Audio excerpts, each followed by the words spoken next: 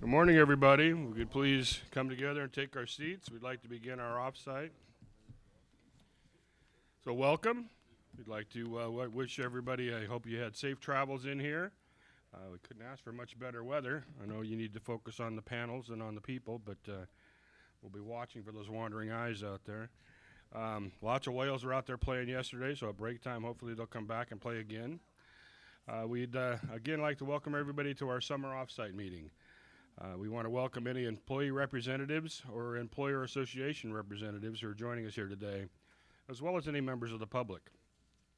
We appreciate your active involvement. You're important partners to us, and we welcome we welcome your feedback. All of our sessions are being videotaped this offsite, and they'll be available on our website later in the week. A couple of housekeeping items. Public comment. Anyone that wishes to make public comment, there are forms in the back of the room where you signed in. Please give those forms to the staff at the table back by the back door, and they will hand them in, and then you'll be called upon when the time comes. Board members and staff, the microphone's in front of you. There's an on-off switch on the back. Up is on, down is off. Please make sure that we don't have any more than 3 on at a time, or we get a lot of feedback. So push them down or away from you to keep them off. In a few moments, we'll be introducing our Chief Executive Officer, Marcy Frost, who will offer some remarks about our agenda over the next few days. But before we hear from Marcy, I want to say how much I look forward to this time where we have to dig deeper into the issues that we face. It ultimately serves to improve the programs and services we have to offer our members and our employee partners. At the end of the day, that's why we're all here, to learn how we can strengthen the fund that millions of our members and their families rely on for their retirement and health security. These offsite meetings give us the chance to learn and strategize, and also encourage open and candid dialogue, which helps to broaden our perspectives. We all know all too well how important it is for board members to have diverse perspectives that help enrich the quality of the information gathering and the decision-making process. Diversity of thought leads to creative and innovative collaboration, and even better, it's good for our bottom line. As we advocate for those board qualities in the companies we invest in, I'm proud that we can serve as a best practice leader in the way we conduct our own business. So with open-mindedness as our backdrop, I want to take this opportunity to thank my colleagues on the board in advance for your input over the next few days. I'm confident we're going to have some very productive sessions. Now to talk a little more in detail about what's ahead, I'd like to welcome our CEO to make her opening remarks. Please welcome Marcy Frost. Good morning, Mr. President and members of the board. I'd like to echo Rob's comments, and I'm going to keep my comments to today's agenda and then do a kickoff to tomorrow morning on Tuesday's agenda as well. So I'm also looking forward to our time here together and to have those meaningful discussions about the agenda that's before you today. I think we really are at a critical juncture for the fund and the history of this fund. We are maturing as a system. The membership is getting older. We're in a negative cash flow position, which you all have been hearing many discussions about, and we are currently 68% funded. So we're up 3 points on that with the latest returns, as well as the discount rate change that had come in December is bringing in new contributions. So I've said before that that 68% is certainly the lens that our leadership team at CalPERS is looking through as we are managing the organization. And it also informs our efforts around reducing risk, reducing cost, as well as complexity. So our focus today is going to be on our investment strategy, and you will hear from the investment team about 2 key areas that they have been doing some research on that they believe could have impact on future investment returns. But first, I want to congratulate Ted and the investment team on the double-digit return from last year. The result really is a testament to the hard work and dedication of the investment team here at CalPERS and the perseverance I think that they demonstrate in working through very volatile markets. While we are very happy with the return, we also know it's important to note that we don't focus on a one-year return. We are a long-term investor. And in fact, the illustration to me is really a reflection of the fact that the markets are volatile if you look at it from one year to the next. So that's why we continue to be focused on risk and volatility. Now on to today's presentations. First up is a discussion on the use of leverage as part of our strategic asset allocation mix. And the panel, and I invite you to ask a number of questions to the panel as they walk you through the pros and cons of using leverage. We'll follow that up in a couple hours with discussion on private equity business models that Ted and the team have been exploring and how they might apply to CalPERS. And remember, the board had asked us to look at options about a year ago to investing in the asset class. And the presentation today is really a result of that research that Ted and John Cole have been taking the lead on. Many of you know private equity plays a very significant role in our fund, and so you'll hear today a large amount of data so that you can make some informed decisions moving forward. You'll be able to see the 5 models that the team has done some discovery on and how that will play into asset allocation as we move forward. So, Mr. President, that does conclude my remarks for this morning, and I think the team is ready to begin their first session. Very good. Thank you, Marcy. So now we'll be turning it over. Rob, Yes. Excuse me. I do have one request, and that is tomorrow you flip this side and that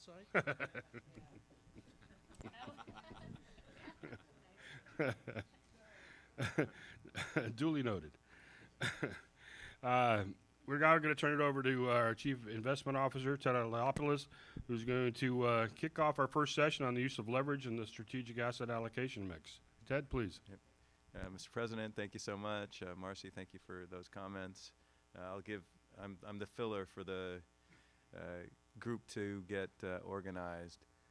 This panel, the look at the use of leverage in the asset allocation process is really one of the key components of our ALM process this year, and really goes into the bucket of we're looking at every possible tool in the toolkit to either increase the potential for return or moderate or reduce the amount of leverage in our portfolio construction. And as you will see in the materials and in the discussion today, there are pros and cons to that approach of using leverage at the total fund level. It brings opportunity and risk. You'll hear a lot about ensuring that we have a governance structure in place. And it comes with a lot of humility in thinking through whether or not at our scale we could deploy a strategy like that during the course of this asset allocation cycle. But the board and your investment staff was very keen to look at this topic, again, under the rubric of kicking every tire, looking at every possible tool in the toolkit as we face the various pressures that we have to deliver a portfolio construction that will meet our various objectives. So with that kickoff, I'll turn it over to Eric and the panel. Cool. Can everybody hear me okay? Great. Good morning, everyone. I'm Eric Bageson, a member of CalPERS staff. I'm joined by Ron Lagnato, another member of the Trust Level Portfolio Management team at CalPERS. And we also have 3 outside speakers for you today. We've got Alan Emkin, who'll be first. Alan is from Pension Consulting Alliance. Certainly, Alan needs no introduction. Alan will be followed by Lionel Martellini from the EdHec Research Institute. And Lionel will be providing a bit of an academic, I think, take on the topic of leverage, if you will. And then Lionel will be followed by Patrick Liggum from Wilshire Associates. And Patrick, Lionel, and Alan, there's certain commonalities in the materials that everyone has, including the staff material that we'll follow at the end of our outside speakers with. But this topic of leverage is a topic that has come up periodically within CalPERS over the years. And I think most recently, the last time we spoke about leverage, it was in relation to the borrowed liquidity allocation that the board authorized probably about a year and a half ago at this point in time. That whole work on the borrowed liquidity topic was to, part of the reason I brought that forward was to bring this topic of leverage back up into the discussion and insert it into the dialogue that we're having around our asset liability management exercise. If you recall, well, it's probably almost a year ago, I think, when we started on some of the portfolio priority and some of the other work that we've done in relation to the ALM preparation. If you recall, I mentioned that Ted had asked us to find some dimensions to put some actual choice in front of this board in relation to the ALM. I've been with this organization for over 12 years, and truthfully, our ALM exercises over that entire time period have been largely a constraint-driven exercise where there's very little optimization, there's very little real decision that's been available to the board, as it has been pinned between the market conditions that exist, the kinds of rates of return that we desire to achieve, and the level of risks that we are able to take basically with this plan. And all of that is also hemmed in by the size of the overall CalPERS plan. So I think in this discussion around leverage, it's important to recognize that leverage is potentially a tool, but that tool, like most of the other tools that we've been speaking about and the other changes we've been speaking about, should probably only be thought of as providing some kind of potential marginal change. This is not a step function change or a huge sea change. Even if the desire of this board were to apply a tremendous amount of leverage, that would probably not be achievable given the size of CalPERS. So we think that at the very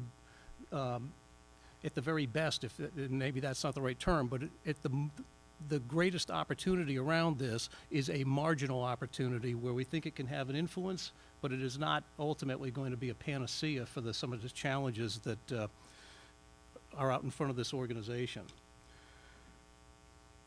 One of the elements about leverage that everyone needs to think about, though, is that leverage is not a free lunch in the respect that it brings risks with it.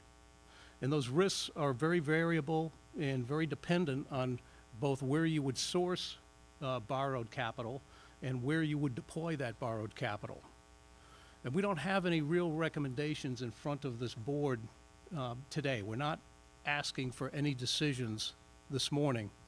Mostly what we would like to achieve out of this session is just to get a dialogue with you as a board to understand your appetite for potentially the utilization of leverage incremental to what we already have within the structure of our asset allocation. Because we do have leverage that is applied within the structure of CalPERS investment portfolio currently. One of the elements of that, though, is that leverage is a relatively modest level. So it's not at a level that is creating a lot of stress, if you will, within the management and the control models within the organization right now. I think at this point, I would basically then, I guess, just turn this over to Alan Emkin and let Alan get us started on the day's materials. Alan, are you ready?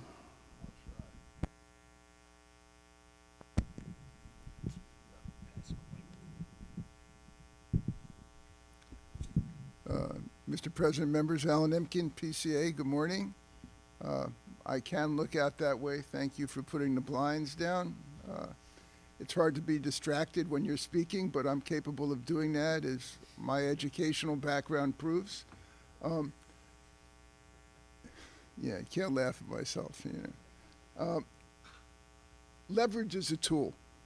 And what I try to do is conceptualize things to help not just me, but my clients understand how things work. A hammer is a tool. You can have a regular hammer, which pounds in a nail in a board. Or you can have a jackhammer, which destroys a boulder. They're both hammers. Leverage is the same. It can have a modest impact, or it can have an enormous impact. And I try to personalize it, and I use this phrase a lot, but with leverage, it's more true than almost anything else, and that is, there's no love without heartache. So the joy that leverage can bring brings with it the potential for enormous disappointment. And it's just really, really important to remember that both sides of that are true with this tool. And how you use it is whether it's putting in a nail or destroying a boulder is really, really crucial for you as policymakers to dictate how it's used, when it's used, and how often it's used. It's a tool. It's a tool that can help you manage risk, and it can help you manage return. the less risky the asset that you're borrowing to invest in, the more subject it is to the using leverage because the cash flows are more predictable. In some ways, that's counterintuitive. How do we take a less risky asset and turn it into a more risky asset? You do that to generate a risk-return profile that works for you. And what works for CalPERS may not work for anyone else. You have a unique board, you have a unique liability stream, you have unique staffing, and all of those things have to be incorporated into decision-making on the use of leverage. The other thing is, when you use leverage, you're borrowing money. You have to pay for that. There's no free leverage. The more you pay for it, the more uncertain the cost of that leverage is, the more difficult it is to manage. So borrowing fixed rate debt is predictable. It allows you to have more certainty about the outcome, as opposed to using variable rate debt, which right now might be very, very inexpensive given short-term interest rates, but in the event of an interest rate spike, could be disastrous. The chart on the bottom, the blue box reflects a traditional pension plan with a 7% expected return and 12% volatility. The one below it shows what happens when you lever that to get an 8% return and a 15% volatility. And it's not really clear, but there are two horizontal lines going through the orange chart and the orange box and the blue box. And you see, based on this simulation, how much broader the outcomes, both positive and negative, are when you just increase the risk by 3%. Not just, but when you increase it by 3%. And at the end of the day, you as policymakers are probably much more concerned about the left-hand side of that distribution than the right-hand side. And the reason for that is pretty clear. If you hit a home run, that's great. If you strike out, your ability to meet the obligations you have to the members may be diminished. And so the whole issue about managing risk is making sure, to the greatest extent you can, that you have the assets to pay the members when those assets are due in a highly predictable way, if that's humanly possible. Sure. Going back to that chart right at the bottom, it looks symmetrical, but leverage is not symmetrical because you can increase your upside minus whatever it costs you for interest. On the downside, you get, assuming 100% leverage, you get twice as much downside plus the costs of the leverage. And I don't see that in this chart. You're right. What it also doesn't show you with leverage is you can lose more than your principal.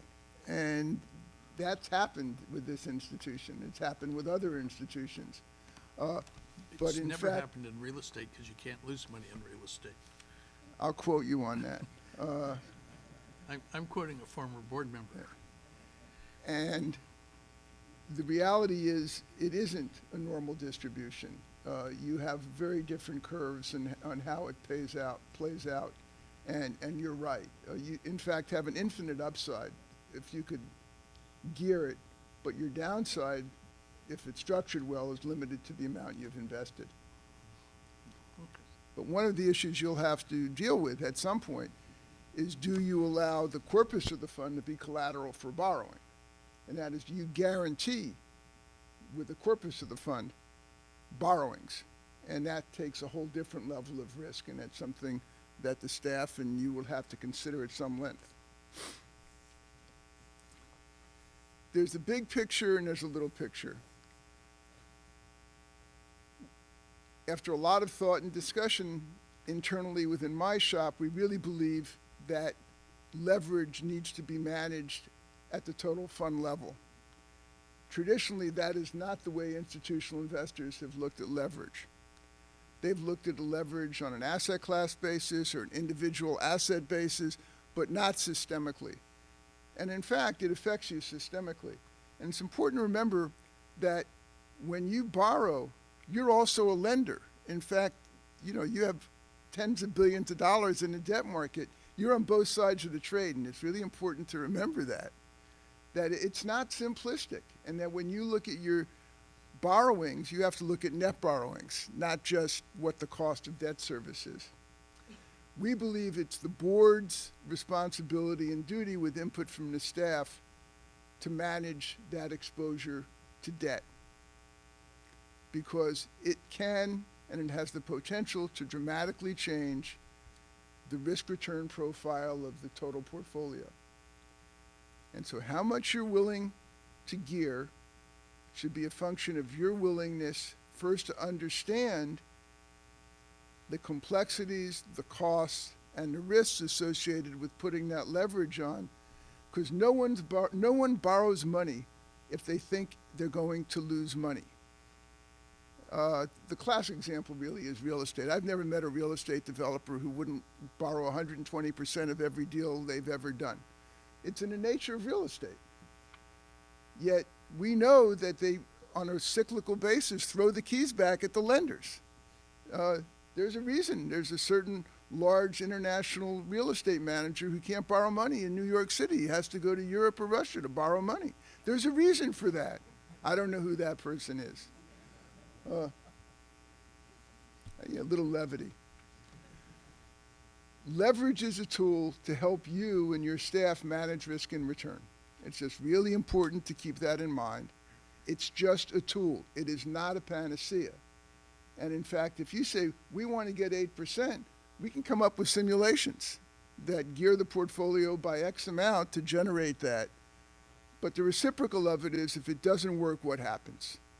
And it's for you to kick that tire as hard and as often as you can so that you feel comfortable with leverage on a systemic basis. So who puts the, yes, sir? Yeah, Alan, on this chart, you talk about the, throughout history, leverage has both helped and hurt CalPERS. Could you cite some examples of when Oh, that yeah. occurred? Can I wait till the end, Mr.? Sure. Thank you. Another question, Dane. Yeah, Alan, I'd appreciate it if you could talk, when you speak about leverage, rather that's in just generalities. I think we have to look at ourselves in context of our 68% funded status, because we look at leverage differently at different funded ratios. So I'd like it to be very specific to our particular fact pattern. Well, I think some of the other presenters might get into a little bit more detail on that, and I think they would only bring me in on the undergraduate level. But the key is three different things. Is who sets the policy, who implements the policy, how large is the range, and when is it imposed? And leverage can dramatically change the cash flow characteristics because you have to pay for leverage. It's not free. And so you have to manage that. And there's leverage in many different places that people don't even think about. If you hedge currency on a daily basis, you have to address cash flow requirements. And if you have significant negative cash flow and you have a large hedging portfolio and the currency goes the wrong way on you, literally an institution of this size could, on a daily basis, could write checks for $50, $100, $200 million, if depending on how big the hedge ratio was. And that's something that you really need to understand, because it brings this whole level of complexity and uncertainty into decision making that, when there is no leverage, doesn't exist. I'm almost to your question, Mr. Jones.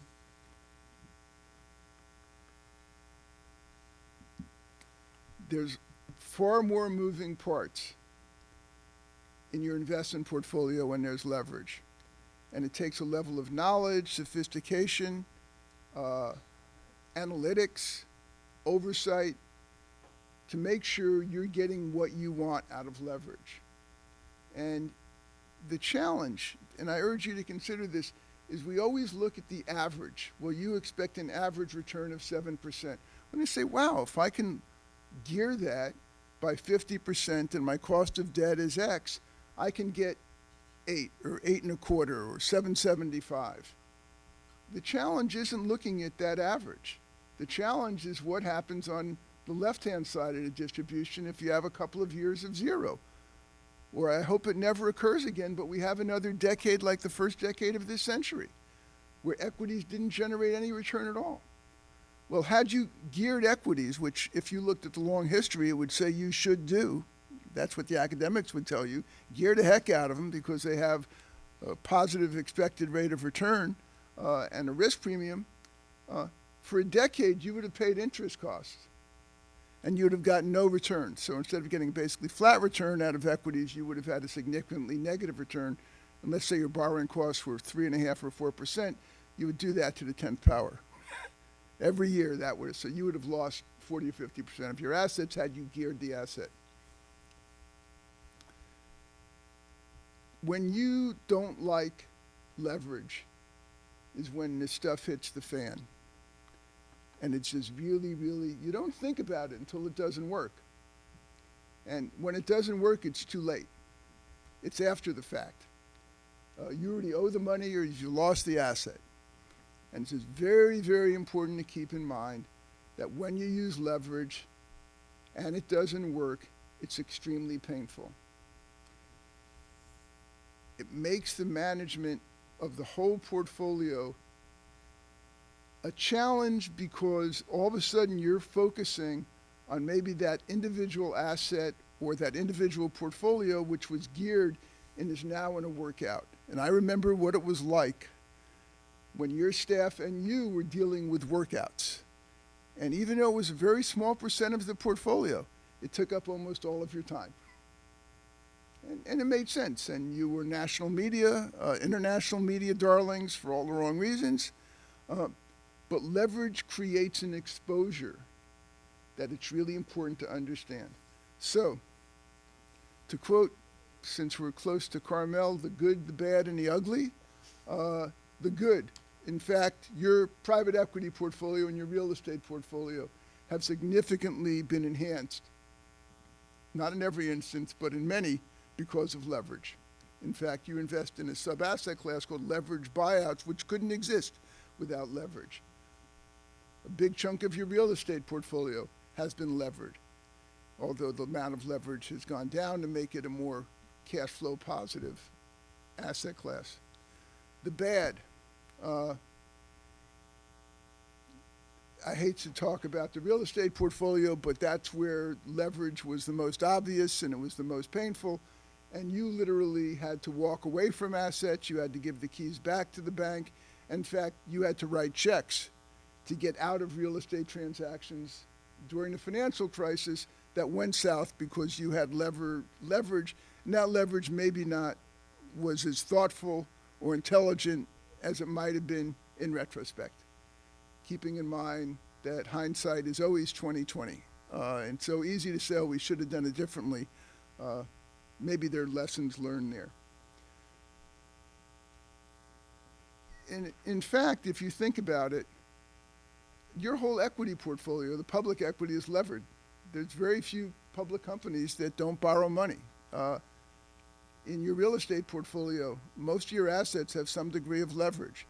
In your private markets, with the exception of venture capital, which is such a small sleeve, every one of those to one extent or another has leverage. Your infrastructure is heavily leveraged. There's leverage everywhere. And if you think about it, the fund is 68% funded. Well, in fact, you're 32% levered as an institution. And it's just important to keep that in mind. You have more presenters. That's it for me. Thank you for your time.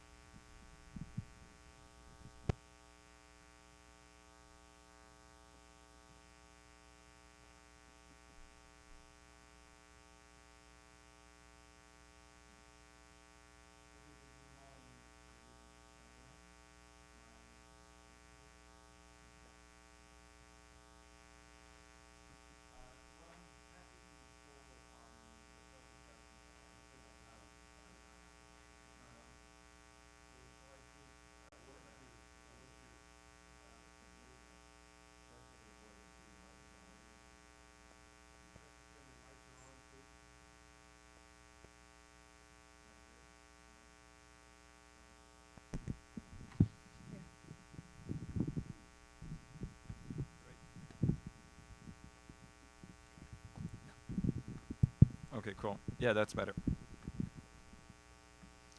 Okay, yeah, so let me follow up on a academic perspective on the use of leverage. And so we've heard about Clint Eastwood, the good, the bad, and the ugly. It's going to be a different trilogy. We're going to talk about the what, the why, and the how.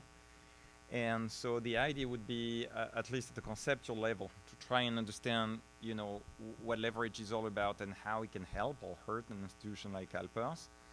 And one of the key points we're going to try and make is that the best way to think about leverage is to think in terms of payoff. And I'll try and be explicit about what payoff means. So trying to get a little bit away from the pure risk and return performance perspective, even though that's eventually going to be important, but thinking in terms of payoff, because, well, we tend to think that that's an enlightening way of thinking about it. Okay, so what is leverage? Well, you know, we know what is leverage. We're going to talk about the fact that, which is a point that has already been made, and maybe that's also one of the key takeaways in addition to the payoff, the focus on payoff, which is, well, we certainly want to have a holistic view on leverage, like a top-down view on how much leverage we would like to have, as opposed to having an explicit, implicit, unintended amount of leverage decided at the individual manager level, whether they're internal or external, because of course it's only through a comprehensive view of leverage that we can get a better understanding of what's going to be eventually the impact.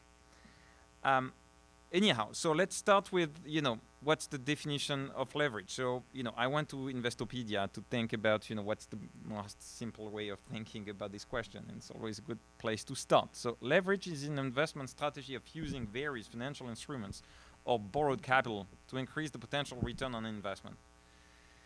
Okay, so from this simple sentence, I think we learn two things. First of all, there are two types of leverage in terms of how do we get leverage. There are two ways to get it. We can either explicitly get leverage through borrowing, or, so that's direct and explicit way of doing it, or we can get leverage in an implicit way without explicitly borrowing through instruments with embedded leverage. And we've talked about a few of them, and you can think also about derivatives, for example, as being instruments with embedded leverage. Okay, so that's one important point. Now, the other point that is made in this statement, which is kind of looks good, is, well, increase the potential return on investment. Obviously, this is attractive as a value proposal, but as has been pointed out, obviously, in the introduction and also in Alan's discussion, well, there must be an impact on risk as well. It can be a free lunch, and we'll understand this. Okay. So why use leverage? Well, you know, precisely from a purely conceptual standpoint, leverage is a very effective design to alter, to modify, to change, to impact the payoff of an underlying investment strategy.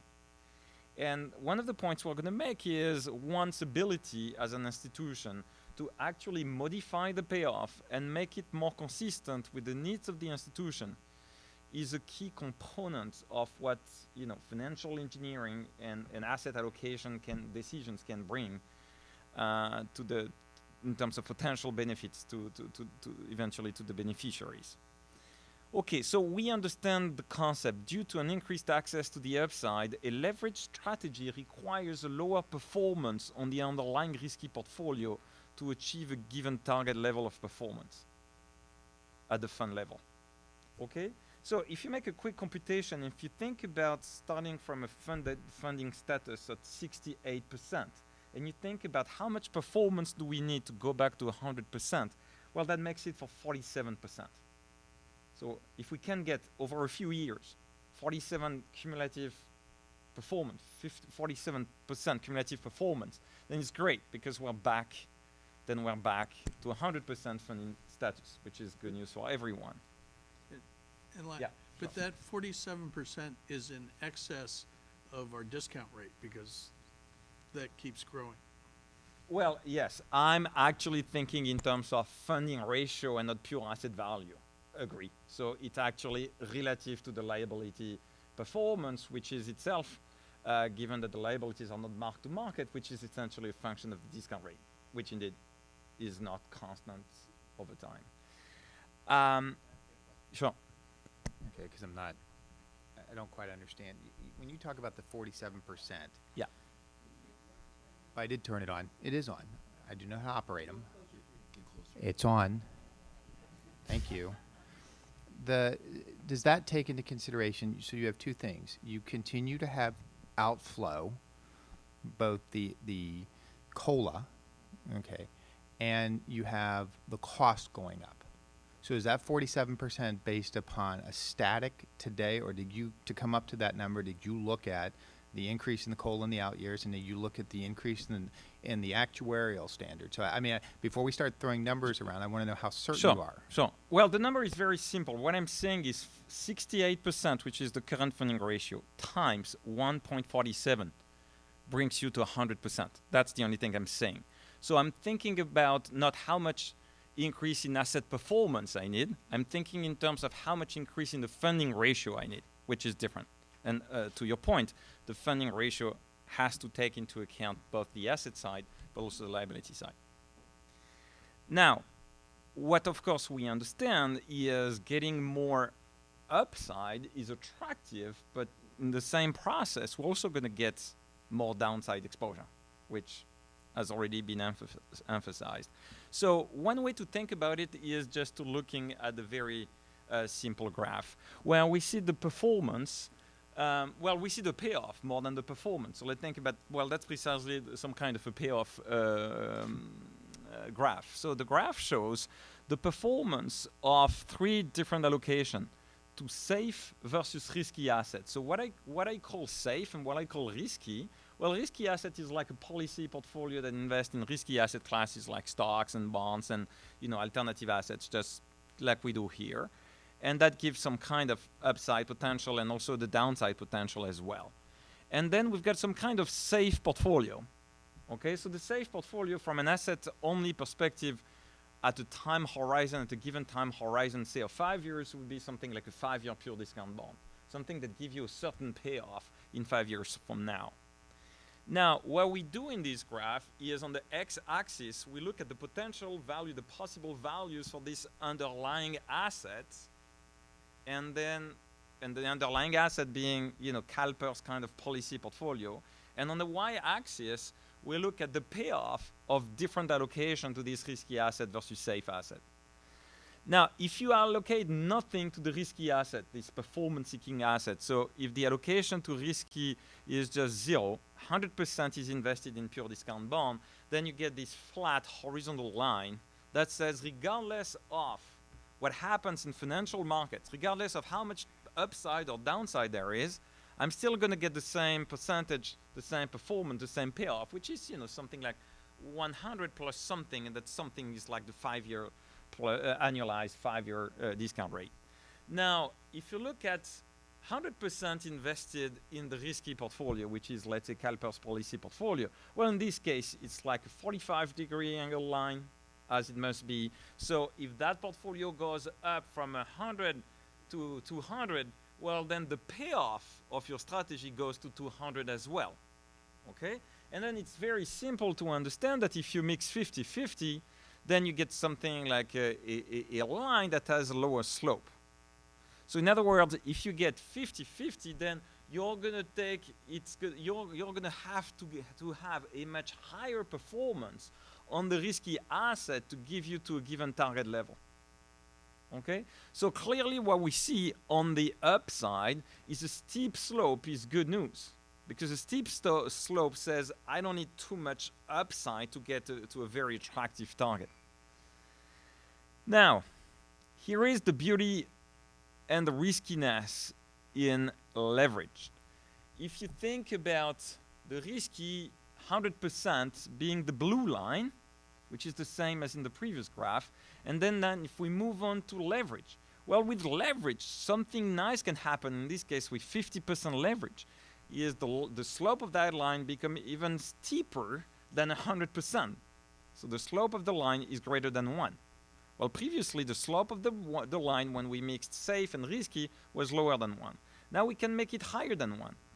And that's, of course, kind of good news on the upside. So let's think about someone who needs an asset portfolio that for some reason in terms of funding status goes all the way from 100 to 200.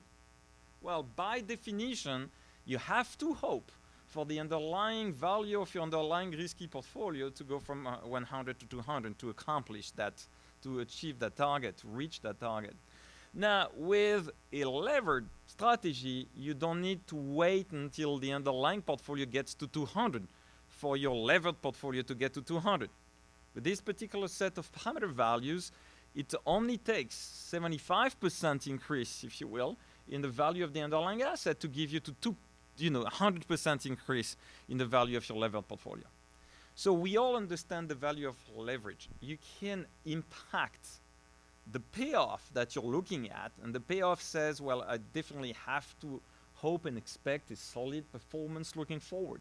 But you can impact it in the following way by saying, well, I don't need as much of a strong performance to get to the target level. Now, obviously, this is looking at the right-hand side of the payoff distribution. If you now look at the left-hand side of the payoff distribution, then you come to the opposite conclusion, which is, well, it's, or the similar conclusion in a way, which is, well, it only takes a small or mild negative performance, a mild decrease in asset value of your underlying portfolio. Well, that's going to translate into a bigger decrease in the value of the levered portfolio. So if value goes down to this point, well, with the green line, which is levered, then you go down, you go further down.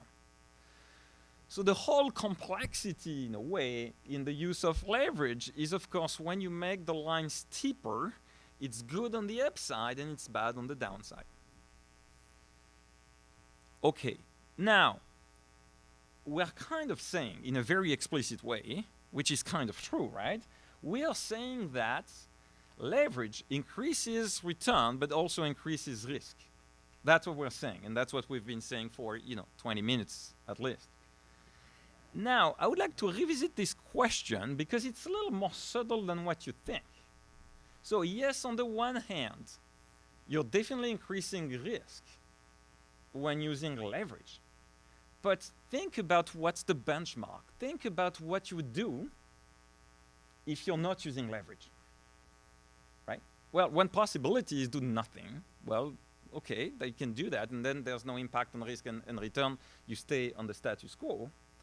But the other possibility is, well, I need more return. I need more performance to get out of the funding. So what is it that you're going to do if you don't want to use leverage? You're going to increase the riskiness of your underlying risky portfolio as opposed to leave it untouched to get to a higher return. Now, this very simple graph, which is kind of the bottom line of portfolio theory, right? Risk and return, you've got an efficient frontier. That says, well, think about it this way. Now, hoping that CalPERS portfolio policy is somewhere close to the efficient frontier. It's a well-diversified portfolio doing a good job at harvesting risk premia across and within asset classes. And we all know that there's lots of work going on to attempt to get to that point. Well, okay, now the problem is that portfolio may have a return target which is not as high as what we need. And let's assume we need a higher return target than the expected return on that portfolio.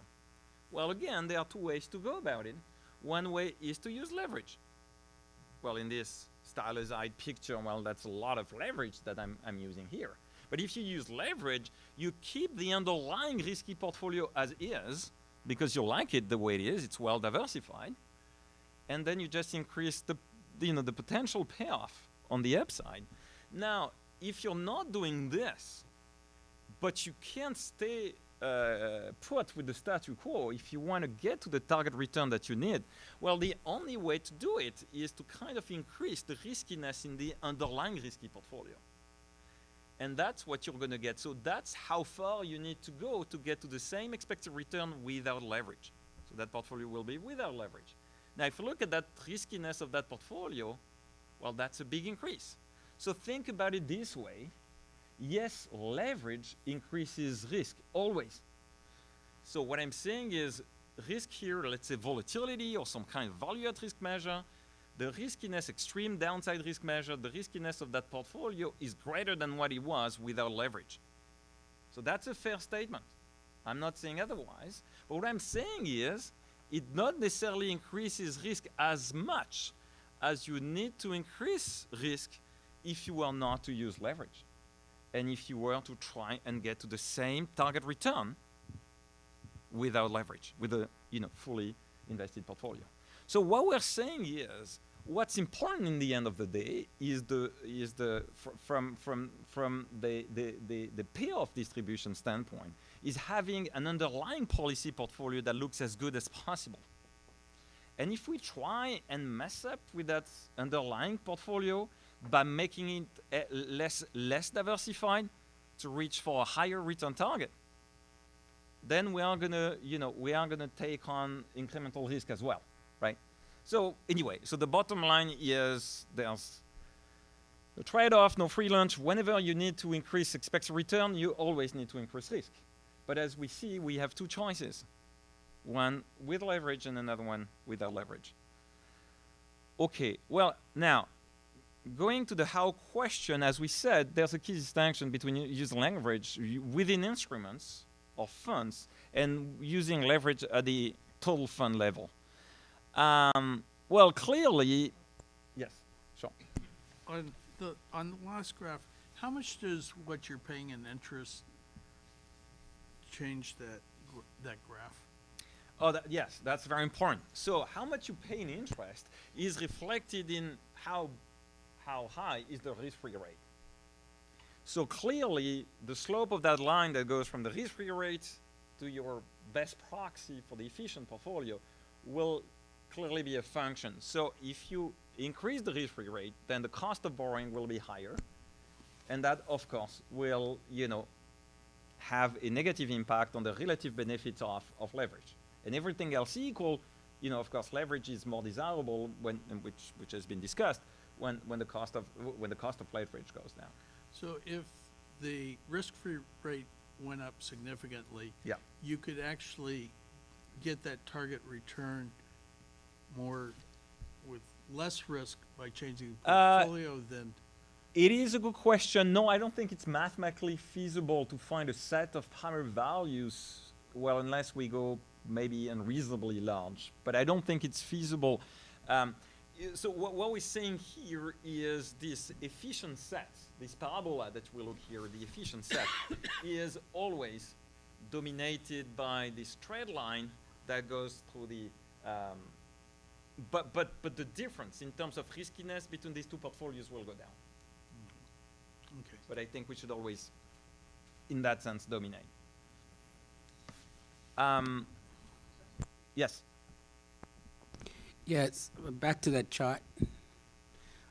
Looking at the upside, I could see the difference, but what is the potential downside if the risk, Yeah. between these two assumptions? No, it's a good point. That's why I said we should think in terms of payoff as opposed to be looking in terms of risk and return. Now I'm back to the risk-return perspective.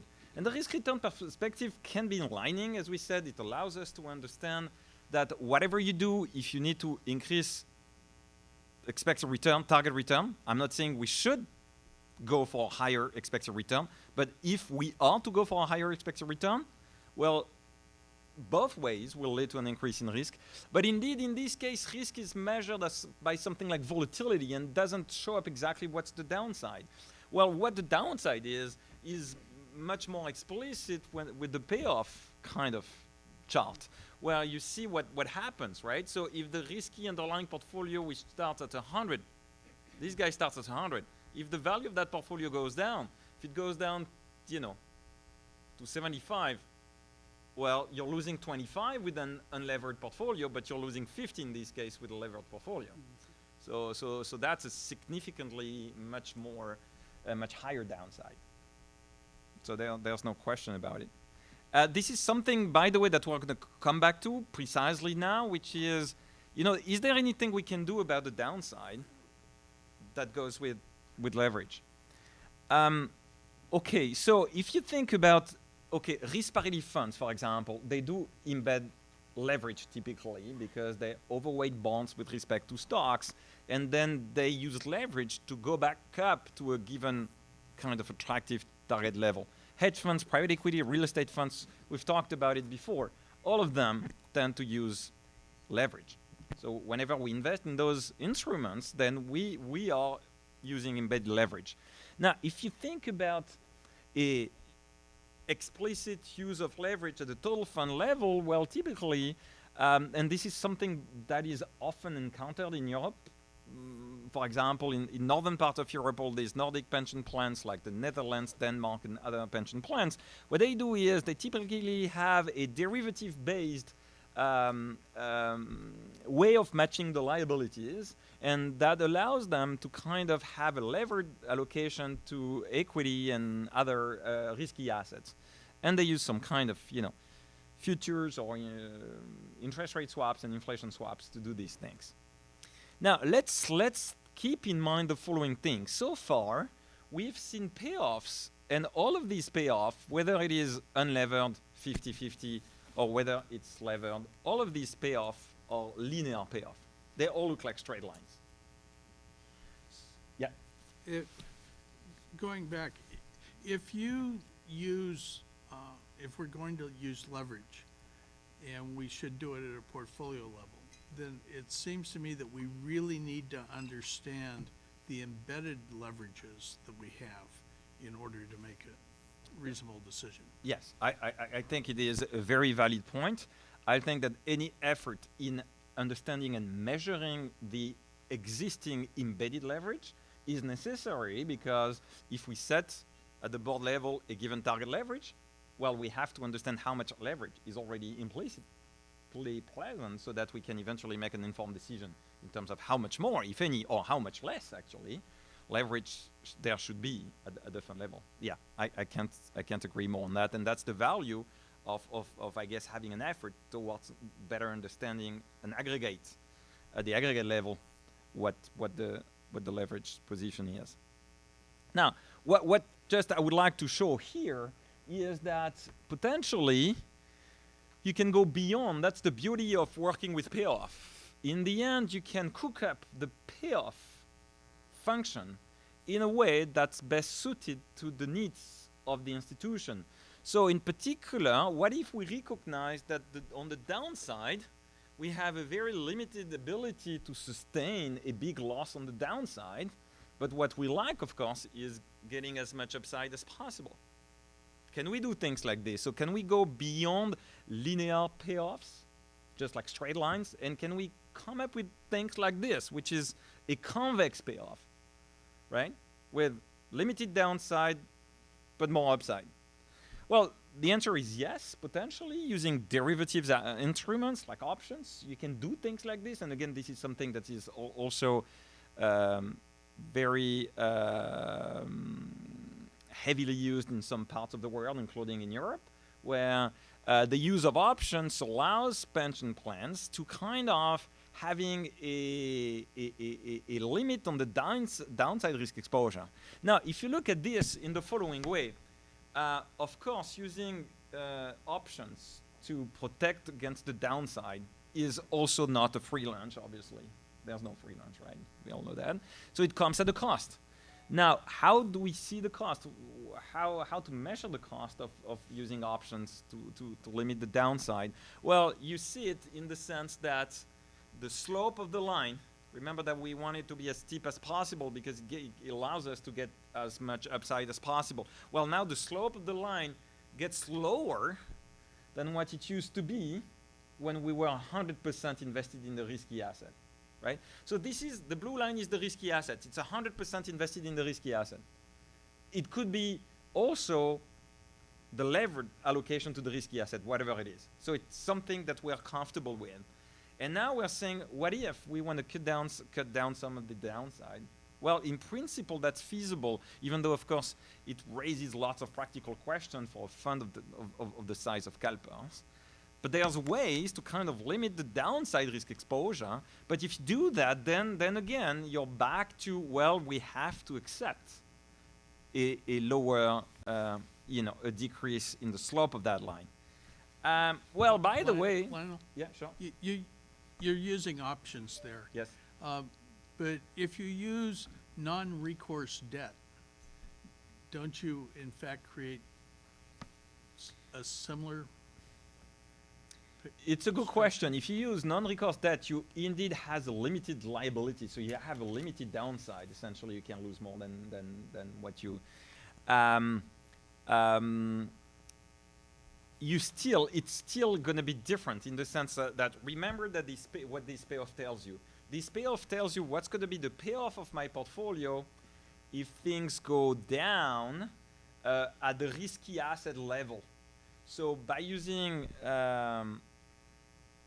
implicit leverage in the following sense, that's going to apply on a project by project basis or an instrument by instrument basis.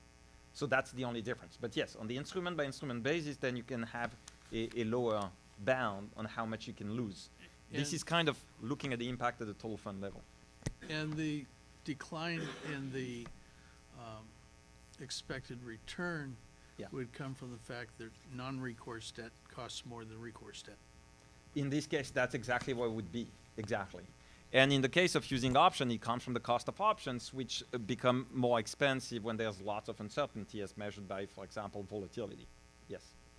So if you're trying to reduce that downside risk, are you introducing another risk of counterparty risk? Yeah, well, that's a good question. So you have two ways to go. Either you're using OTC options, and the beauty with OTC options is you can customize them, to match the kind of long-term horizons that you have and kind of complex cash flow structure that you have. Or, but then the downside is you're definitely introducing counterparty risk, and we've all, through the events that we talked about 2008, we all understood that counterparty risk is something that's really palpable, and even the largest financial institutions can eventually go down. Another way to doing it is, which introduces its own difficulties, is using exchange traded options. The beauty with them is there's no counterparty risk. The problem with them is that they are short-lived, so you have to engage in a dynamic strategy of rebalancing this portfolio and buying back more. And some of these European pension funds, that's the kind of stuff that they do. But that's brings in lots of complexity as well, obviously. But yes, you're right. Counterparty risk is a big concern. But by the way, sorry. Yes, sorry. Yeah, and similar to Bill's question, but regarding derivatives, if you're using derivatives to reduce the risk, but derivatives in themselves are risks if you don't understand the underlying asset. So how do you counteract using derivatives to reduce risk when derivatives are themselves risky? Well, it's a good question. So derivatives are risky, especially when they come naked. So what we're talking about here is using a very easy to understand, or relatively easy to understand underlying asset like equity, right? Which is the main risk factor in most investors' portfolio.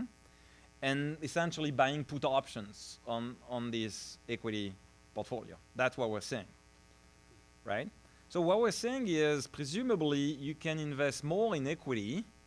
You could invest more in equity for a given risk budget if downside of equity was reduced, right? And that's exactly what you can accomplish, what you can achieve with these options.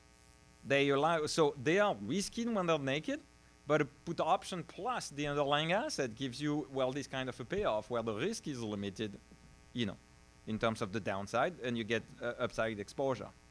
But of course, it's costly. It's costly to put in place, let alone costly from all these operational standpoints. I mean, it's costly to buy, then it's also costly to execute. Yeah. Sorry, I was just going to Sure. say that it's possible not everyone in the room knows what a put option is, but it's really a contract to sell at a particular Sorry. price. Yes. A put option is gives you the right but not the obligation to sell your underlying. So you buy the S&P 500 at $100 today. You hope it's going to go up, but it might go down eventually. And you buy the right to sell it back to the market, essentially, at whatever strike price, which we call the strike price, could be 90. So if you buy a put option with an exercise or strike price at 90, it means that 1 year later, when you have to sell the equity portfolio, in the worst case, if equity portfolio value went down below 90, well, you exercise your right to sell it at 90. So essentially, your loss is limited to 90. But upfront, you had to pay for this option, which is like an insurance contract. Yeah. Yeah, two things. I understand you're saying with the options that we have the ability to limit our downside risk, but then given our size, unless something can move the portfolio, let's say 5%, otherwise it's kind of an exercise in futility. What do you, at that juncture, what are the costs involved, and does it make financial sense or not? Okay, no, it's a great question. And the same question, by the way, applied in the past for hedge funds, for example, where people were just, testing and investing 5% in hedge funds, and they thought about very sophisticated impact of hedge fund performance on the fund performance, but for 5%, in any case, it's not going to make any difference. And there's so much cost and complexity in managing the hedge fund program in the first place that the benefits are not going to be meaningful. No, I understand. Let me make it clear that the main focus of this discussion and the whole discussion actually is not on the use of options. It's more like a sidelight comment on which is always related to use of leverage, which says leverage increases upside as well as downside.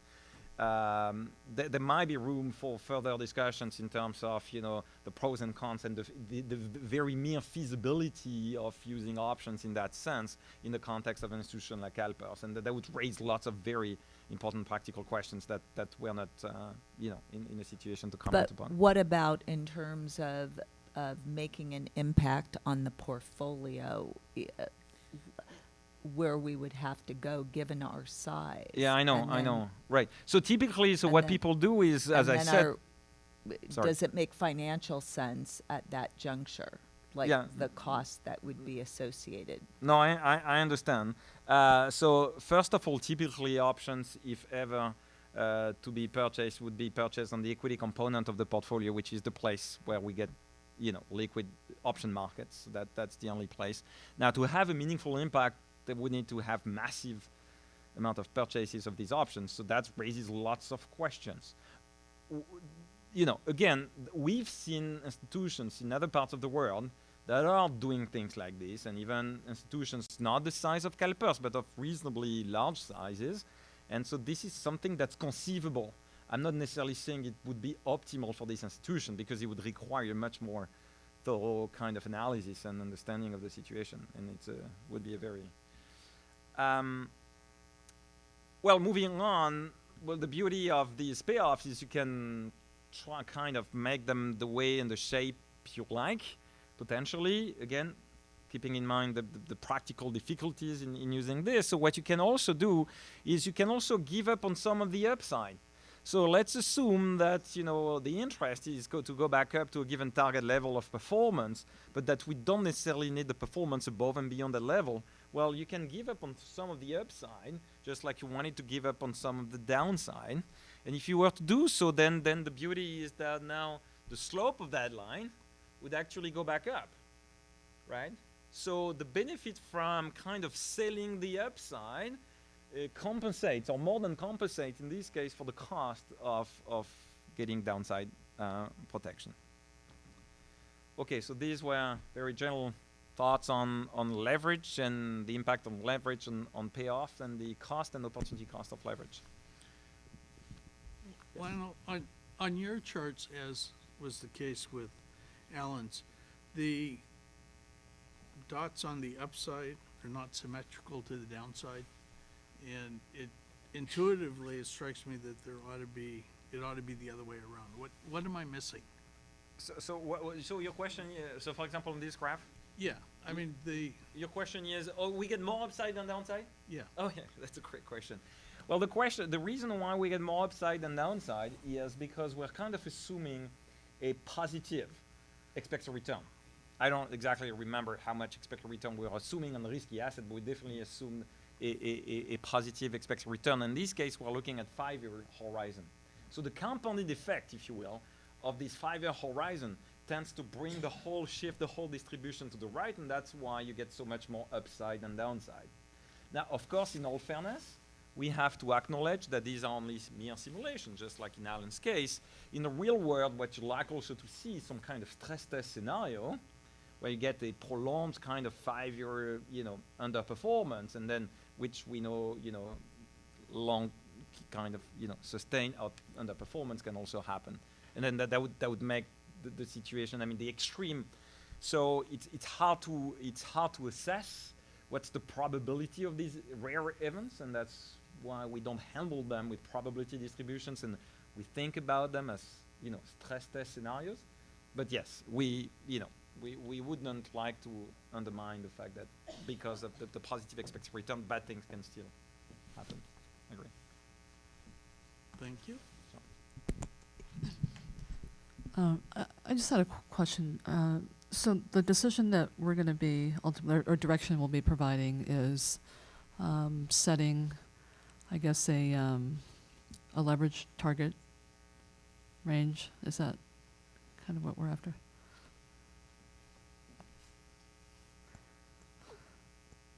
So yeah, I think you'll hear more when Eric and Ron come into the presentation, Okay. talk about putting together a governance structure. But yes, we would want to have a total fund leverage understanding first, which isn't a simple undertaking, and then a upper limit established. Okay. And I guess then the question for Lionel, in terms of your studies, what have you observed to be kind of the range of leverage targets? And understanding that CalPERS is a different kind of fund, but How much leverage is Mhm. typically being used? I don't know if, Alan, you want to comment on that, or it varies a lot in Mhm. terms of precisely what's the current funding status of the institution, Mhm. the size of the institution. We've seen pretty large, variation in how much leverage is being used. so can you kind of give us a sense of like from the low to the high, kind of what the range? Well, so is? there are lots of institutions that use no leverage at all, Right. at least explicitly, but some of them are not as sophisticated in terms of how much they use alternatives. So some of them just use, stocks and bonds and then no leverage at all. So the lower bound is definitely 0. And we've seen institutions actually using as much as 30 to 40, 50% leverage Mhm. in some cases. Okay. And then I guess to JJ's point, because we are there, there's a great deal of embedded leverage currently. So in terms of getting our arms around how to currently measure the embedded leverage that we are employing. So in a separate conversation, as we're talking about private equity as a part of our global equity asset class, do you think it'd be easier to track embedded leverage in that scenario, or is it? I think they're going to be part of the discussion later today, right? Yes. Yeah.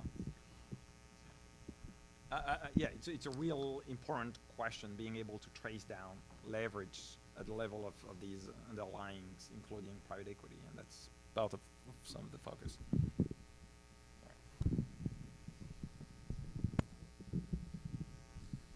Yeah, that's actually a very interesting question, basically, as to what is the existing leverage exposure within CalPERS portfolio. And there is no simple answer to that, simply because there's no agreement on what is the definition of leverage.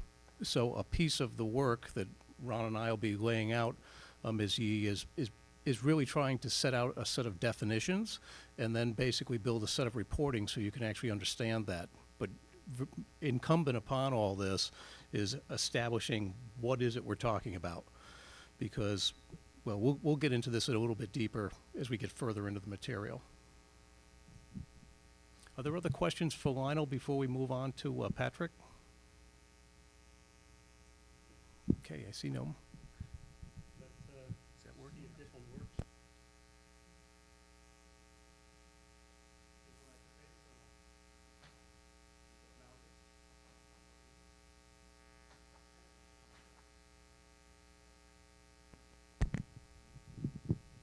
Is it working now? No.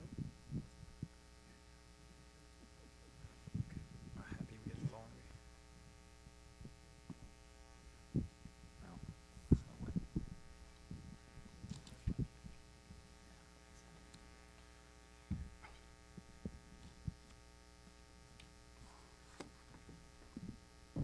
going old school and just go to the one with the wire. So maybe before I touch on the materials that I wanted to present here today, maybe just to provide one or two quick comments on earlier questions that were raised. One specifically related to the amount of leverage that is being used by other asset owners on a global basis. I think that Lionel already mentioned that leverage in Europe is much more commonly used, and the fund that I worked with myself actually had a pretty aggressive use of leverage. For every $1 that they had with respect to actual dollars, actually money, they actually had $2.50 of exposures. So they were 2.5 times levered within their portfolio. That fund was pretty well funded, but they were still using that leverage to, on one hand, actually hedge the interest rate risk that was embedded within their liabilities. And on the other hand, they used it to hedge their inflation risk that was part of their liabilities as well. So they were using the leverage primarily as a risk management type of function within that approach. I think also to comment on the other earlier question with respect to the efficient frontier, where the question was asked, well, what happens to the benefit of applying leverage when interest rates are rising? Because when interest rates are rising, that risk-free rate goes up, and then that line becomes flatter. Well, that is correct if you do assume that that efficient frontier will stay at exactly the same place when interest rates rise. But I think, as it was also discussed during the prior board meeting, when you spoke about the asset class assumptions, you do have to realize that when there's a larger level of interest rates, a higher level of inflation, you will typically see that all other asset classes, their expected returns, will also move up in sync with that increase in that level of interest rates. So, yeah, you will see an impact, but it is false to assume that the efficient frontier will stay in exactly the same place while interest rates move up just by themselves. So just as a little bit of a side note there. So then starting with my actual presentation, there are a lot of different tools that are available for asset owners in an attempt to achieve their specific target return. And I know that we all know the different tools that are available to us, but I still want to mention them very quickly because I actually want to refer to them later on in the materials as well. First of all, we can allocate to different risk premia, credit, equity risk premia. We can combine different asset classes together that don't necessarily move in sync and have the benefits of diversification, achieving a higher return at the same level of risk. And of course, we can add additional risk premia through illiquid investments. And last but not least, we can try to actually deviate from the broad benchmarks that we actually have defined and try that little bit of extra value through active management. So these are some of the most commonly used and acknowledged types of risk premia and tools that are available to investors. Leverage is just another potential tool that is available to asset owners. And as we have already heard, effectively you, just like many other asset owners, are already using a decent amount of leverage within your portfolio. But it is my belief that for many asset owners, and maybe also for you, it is still underutilized versus its potential, especially if you think about how powerful and how broad it can be applied to your current portfolio. I think one of the reasons why leverage is one of these funky, weird, and maybe misunderstood tools is, well, because it was already referred to earlier. It comes in so many different shapes and forms. You can implement it through derivatives. You can have it implied as an embedded part of an investment, for example, within private equity, or more explicitly, for example, through loans within a real estate portfolio. So I think that maybe one of the reasons why, well, leverage is being frowned upon a little bit is because it's not so easily defined from that point of view. I think also there might be a misperception about the fact that leverage is much more risky than it actually is. And I think that Lionel already nuanced that a little bit, indicating that you can actually introduce leverage to a portfolio without necessarily increasing the risk. And I think that maybe that old view on the fact that introducing leverage, that is increasing the risk, it's very much linked to the way that we were actually applying leverage to a portfolio in the old days. It's like when I started more than 20 years ago, working at the first retirement system, leverage was being used in a limited number of ways. It was used to lever up the returns within our real estate portfolio, and it was embedded as part of the private equity investments that we were making. And that was it. So we were primarily using it to enhance returns on specific asset classes.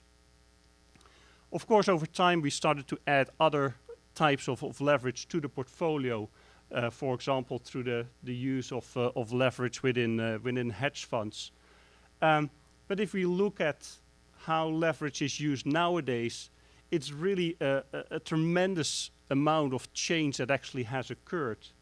So first of all, as I already indicated, the first large organization where I experienced a quite significant usage of leverage, it was actually not to take additional risk, but it was actually to reduce risk of the asset portfolio relative to the liability structure of that specific retirement system. And that's actually what we see here in the US quite a lot used by the corporate defined benefit plans. I think another area where leverage has been introduced is in the concept of risk parity strategies. And it is the concept that tries to advocate for a reduction in the concentration of risk in a limited number of areas. Your largest risk within your portfolio is still the risk related to economic growth, your equity, your private equity portfolios. And you're reluctant very often to reduce that equity allocation because it's one of the larger drivers of the total return that you're expecting. So risk parity has been introduced a long time ago already by Bridgewaters and more recently by others as a tool to actually still obtain a very diversified portfolio, a more balanced portfolio to the different economic environments, while still having in expectation a sufficiently high expected return. Yeah, can you expand a little bit on using leverage not particularly to affect the assets, but rather to hedge the liabilities? Can you explain that a little bit? I will get to that probably on the next slide. So if you Okay. just bear with me for a little bit, and if I don't answer it sufficiently, then please come back to me again about that one. So of course, one of the third and the last areas where we see the use of leverage being introduced is in areas, for example, to get access to specific type of risk premia that a normal type of market environment, a normal type of market exposure could actually not provide you access to. And of course, leverage is also being used to make tactical deviations from a policy benchmark or to hedge specific risks that you might have in your portfolio. And Lionel already gave an example about that, specifically talking about a way to hedge equity risk within your portfolio. I think it is good to acknowledge that leverage is established in many different ways, and it might not always be directly under your control to think about how much leverage you want to apply to a specific investment. And Of course, when you're talking about private equity investments, there are a lot of guidelines, a lot of due diligence that is being conducted by staff to see how much leverage is used. But still, leverage is a result of the investment that you make, and it is less directly controlled than, for example, with the derivative positions that you might have, or with the loans that you might have within real estate portfolios. There are also areas in the portfolio where you have leverage where you do not necessarily expect it to be. Securities lending effectively is also a form of leverage that you are introducing to the portfolio. So leverage is a very complex type of tool that you're using. Just a question about the risk parity. I mean, I understand the basics of it. You're levering up the less risky assets, but compared to the riskier assets. But can you dive a little deeper into it? What's the balance? How dynamic is it? So on. I will try to do it very short. I think that there are different approaches with respect to risk parity strategies. The common denominator is that they identify different types of allocations: inflation sensitive, interest rate or stability, growth, which is your equity type of allocation. And that they will have different approaches to try to balance the risk contribution from each of these components within a portfolio. They will do one thing more to that, though, in addition to that, and that is that they try to manage the risk of that portfolio more dynamically. So what they try to do is, by adjusting the size of the exposure to each of these components and relating them to the market volatility that you're experiencing, they try to aim for a more constant level of risk, where a traditional 60-40 portfolio will have an average risk of maybe 10%. In practice, it will do this over time. A risk parity strategy is trying to more dynamically adjust the sizing of the exposures that they have, and as a result, maybe not have a straight line, but have much lower variability with respect to the anticipated risk.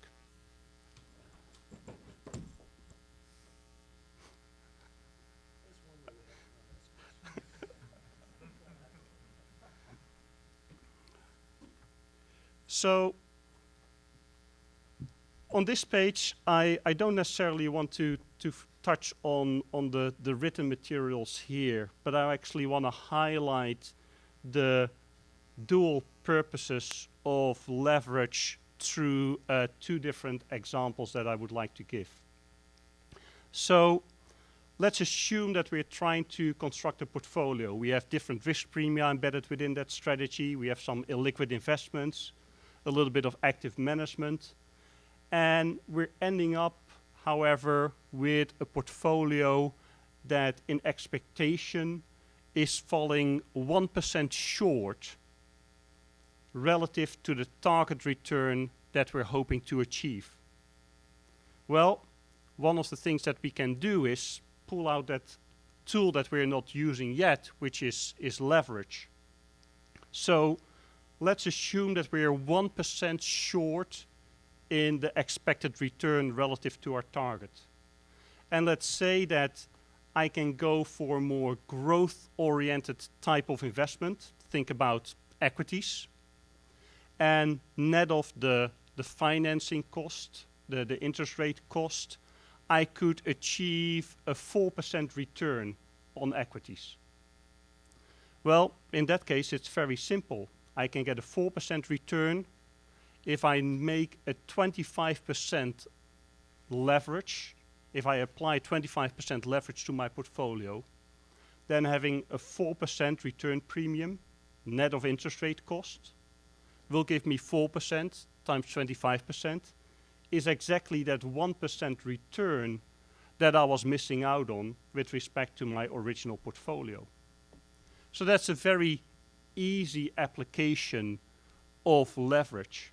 Now the downside is that, yes, that more or less fills the hole that I've got, but it's giving me an additional 25% of growth-oriented risk that I already have quite a lot of within my portfolio. So I could also take a different approach. I could look for an asset class that moves somewhat independently from equities. And maybe it doesn't have the same excellent returns. So maybe rather than a 4% premium over cash, it only gives me 2% return premium over cash. Well, in that case, I don't apply 25% leverage, but I actually apply 50% leverage. 50% leverage over my portfolio with a 2% return premium gives me that 1% additional return that is enough to fill the gap between my expected return and my target return. So, now the question is actually for you. Can I see, by a show of hand, if these two options are the only options available to you to actually fill the gap in the expected return and the target return? Who would actually go for the lower amount of leverage of 25%, but use that, implement that through that 4% return premium achieved by equities? Can I see a show of hand on who would actually go for that? 1. I'm still going to ask who would choose for the other way, because I assume that everyone is it. But so would everyone else go for the 50% leverage, so the higher amount of leverage, but with the lower additional return premium? Can I see hands? A lot of people are not making a decision and are essentially willing to have that 1% gap within expected and target return. Might not be the right conclusion. Of course, there is always another solution. And of course, I mentioned the one that is growth related with leverage, the one that is independent from equities, that gives you a 2% premium. So now what if you have a third that only will give you a 1% additional premium, and you apply 100% leverage, but it actually provides a hedge relative to equities? Would that be more applicable even than the prior examples? Yeah, my question is this going to move the portfolio more than 5% or not? Like, what's the impact? Because, I mean, if it's minuscule, it's hardly worth the trouble. Well, I think that leverage, first of all, is already used in your portfolio, Right. and it's actually benefiting the total return that we are expecting on the portfolio. But the additional that you're proposing. Yeah. Well, I do think that if you are looking at a situation where you're either below your targeted return, or if you're unhappy by the balance of risk that you have in the current portfolio, I think it's important to look at the different tools that you have available to you. And I would be very interested in engaging into a dialogue to actually see what that trade-off would be. Because I think that it could be appealing to take more leverage and at the same time end up with a portfolio that is less concentrated in one specific risk that you have right now, while still having the same expected return. Right, but a lot of things play out differently given our large scale. Yes, that is true on one hand, but for example, some of the organizations in Europe that are applying significant leverage are actually very comparable to you in size. These are retirement systems that have multiple hundred billions of assets as well, just like you do. And what's their funded ratio? Their funded ratio is different from the one that you have, but I still think that they are looking into some of the same challenges with respect to the expected return. And that is effectively what we're talking about here. So they are better funded, but they still have a pretty high return hurdle with respect to the assets that they're trying to achieve.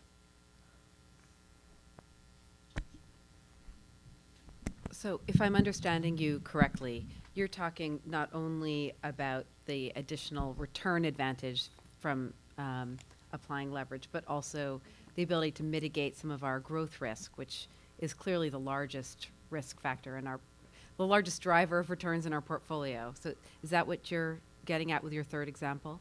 Yes, indeed. And I think that Alan already indicated a little bit in his materials that you can use leverage to plug the gap with respect to your shortfall in expected return.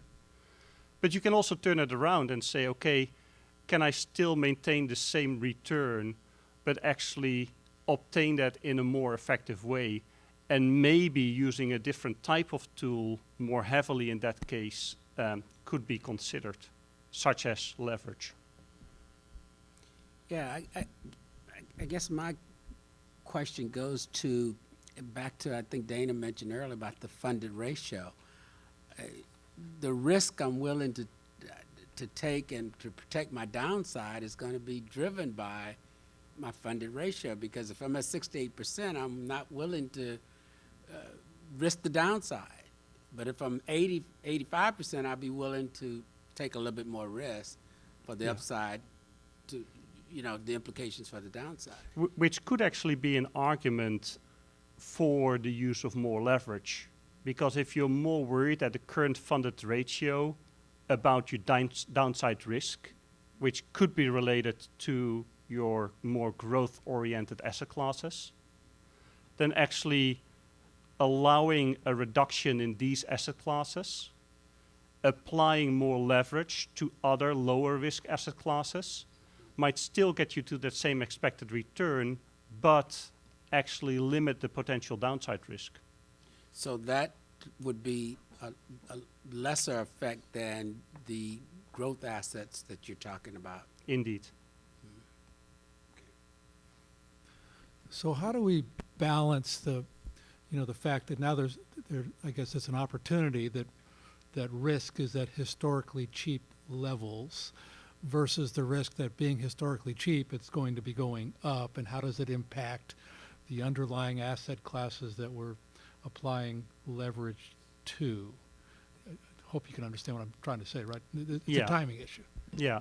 Well, first of all, as I already indicated, and Lionel I think as well, is we're not necessarily nowadays as favorable about levering high-risk asset classes. Because in that case, you're exactly running into the issues that Alan already indicated. It's like if things go down, then they go down in an accelerated way. The flip side, though, is that if you are truly aiming to build a risk-balanced portfolio, then the use of leverage will actually allow you to maintain that diversification and still have a respectable expected return following from that asset allocation.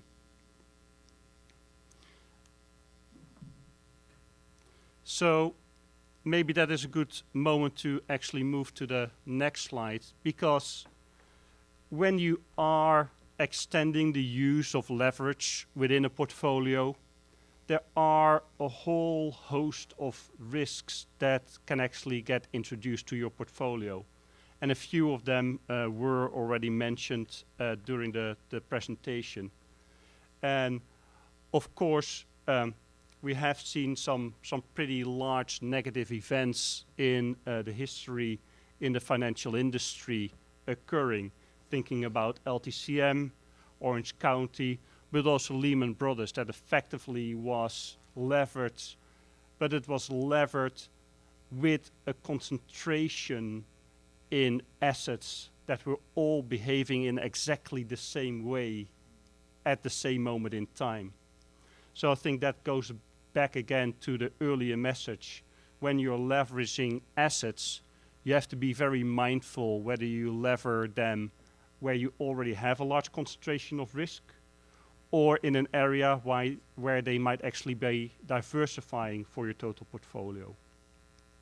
You do definitely, irrespective of whether you keep the current leverage ratio, whether you go higher or lower, you do have to look at the different risks that are introduced. And I listed here liquidity risk, counterparty risk, and market risk as the three most important ones. Of course, liquidity risk is very important, and it does make a difference if you are invested in an S&P 500 equity future, or if you are applying leverage, a very modest amount of leverage, to a real estate portfolio. With respect to counterparty risk, it is definitely something that you need to keep an eye on. However, your staff has developed a quite rigorous review of the counterparty risk that they are running on your behalf, and are very advanced in managing that specific risk. It is a risk, you need to recognize it, and you can manage it, fortunately. Last of all, it goes back to the market risk. So are you using the leverage for diversifying assets, or for assets that concentrate more on the risks that you already have? I think irrespective of the three risks and recognizing these risks, it is important that, and this goes back to earlier questions, that you do actually look at the level of risk that you're running at the total fund level. At this moment, much of the leverage, the utilization of leverage, is still being managed at the individual investment program level. And especially when you're considering to increase leverage, but also with the current amount of leverage that you're using, it would be beneficial to actually have a more centralized approach with respect to the management of all these risks, and then the deployment of leverage within your portfolio. So I think that the use of leverage can do a lot of good things to your portfolio, but you should use it very prudently. And it will be a very important role for the board to actually put specific limits and controls in place such that investment staff have very clear directions on where and how they can actually use leverage within the portfolio. You do need to be cognizant of the multiple segments of the portfolio where leverage can play a role, and the different types of risks that are related to that. And again, making sure that that is all managed at a more central place at a total fund level, rather than within the individual investment programs as is currently the place. So I think my question is, you keep talking about managing it at a total fund level, and that we currently have risk throughout the individual programs. I'm not hearing why. What's the advantage to managing this at the total fund level versus each individual program? Yeah. I think first of all, if you are, for example, looking for a specific financing structure, it can actually be cheaper to do that at the total fund level. In some instance, one group might be reducing some of the financing opportunities, while other group might be expanding that. Well, that seems a little bit an inefficient way to do that. I think also it will be good to have that more total fund view of the amount of leverage that is being used. And it is not easy, it is not trivial, especially as I indicated. There are so many ways in which you can obtain leverage, but also the potential impact that it might have. Because effectively putting on an equity put, which protects you against falling equity markets, technically it's leverage, but in practice it will actually reduce the risk that you're running on the downside. So I think you should come up with different measures on how to aggregate the different types of leverage that you currently already are employing within your portfolio, but also look at the different types of risks that all these different types of leverage actually have. So then a question I have maybe for Eric and Ted are, in preparation for this, did you guys already go through and look at our different program aggregate, and do we have figures on that? I'll turn it over to Wiley shortly because he has it up on his screen here. But we report this biannually, twice a Right. year to the board. So it's something you've seen in its present form. I think what you'll hear from Eric and Ron is, we need to come to a standardized view of how to measure this and perhaps upgrade the types of information we're providing. But with that caveat, I'll let Wiley tell you the numbers, or remind you of the numbers. Yeah, so as Ted mentioned, we report it twice a year in the trust level review. And right now, our controllable leverage, and it's been roughly similar to this for the last several years, it's about 7.5%. The bulk of that, about 2/3 of that, is in our real estate portfolio. So it's embedded within the real estate asset class. It's debt we have on within the partnership structures of our real estate limited partnerships. The other third of that are in the equity and fixed income programs, with a little bit in the securities lending activity. And that comes from areas where we take exposure to the equity and fixed income markets, but we do it through a futures contract versus buying stocks or bonds. And when you buy a futures contract to get equity market exposure, you only have to put sort of 10% down, is the way to think of it. And the rest of that cash becomes available for you to invest. And if you invested in anything but cash, if you invested in something that matures, say, in a year or 2 years or 3 years, that is a form of leverage. And so we count that as leverage. That's the other sort of third of the 7.5% that we have currently that's controllable. So then what would it mean to centralize and standardize that risk for our fund? Well, it has to do with sort of where we, how we define it. And you'll hear much more about this in Eric's presentation, so which is just about a few slides away. We actually are proposing and have agreed in the investment office to use one consistent definition of leverage. We did that fairly recently, actually, and that was I think, a big and positive step for us, because it is kind of this multifaceted element in the portfolio. There's a wide variety of ways. CalPERS is certainly not the only organization to have multiple definitions of how they might define and measure leverage.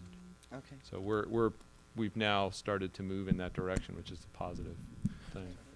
So Wiley, is that current level of risk that's sort of spread out in the different portfolios, is that based on some sort of long ago board-directed policy regarding risk levels? It is. Or leverage, I mean. All of those levels are well within the defined policy limits that the board established for the controllable part of the leverage. Those were established, interestingly, sort of at the individual program level.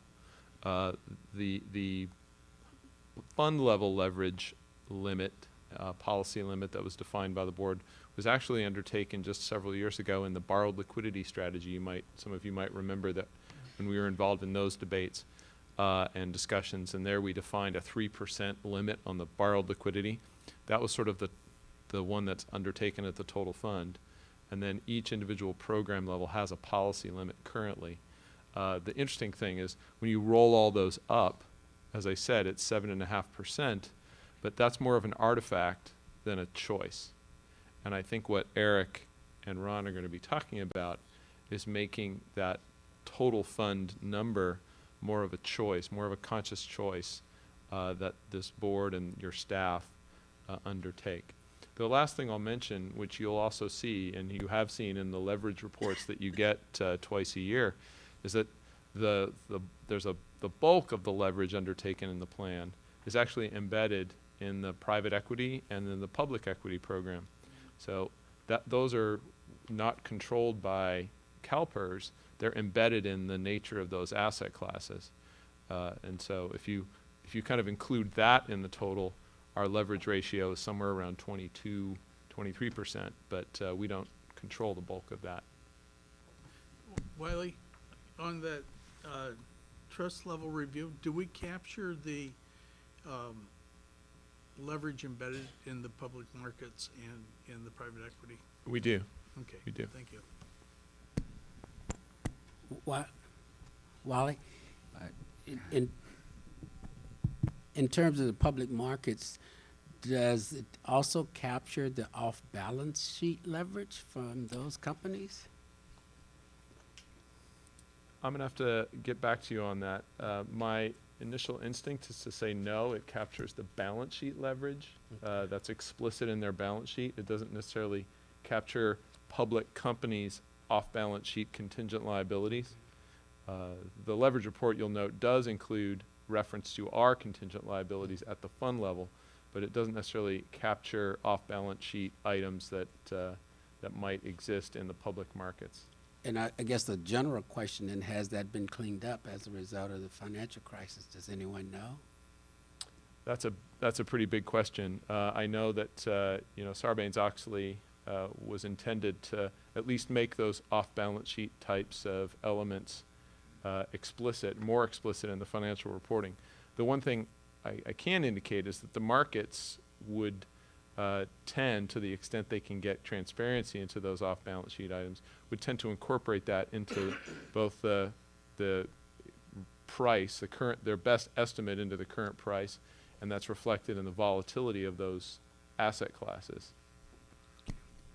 Quick question. So for Alan and Patrick, at this point in time where we are with the portfolio, do you see the leverage that we have as adequate or too high or too low? I know you've sort of mentioned, or it seems we're going down the path of moving from individualistic to more total fund, but where we are right now before Eric gets into his, I'd like to just sort of hear what your thoughts are on that. Well, I will go first. I think that I might be a little bit biased because of the fact that I was always used to much higher percentages of leverage being applied to portfolios for a more efficient management and a better balancing of risk. And I do think that relative to the numbers that Wiley has mentioned, in my opinion, there would still be a lot more room to have additional leverage as long as you don't use it to lever up the risky assets that already dominate the majority of your risk.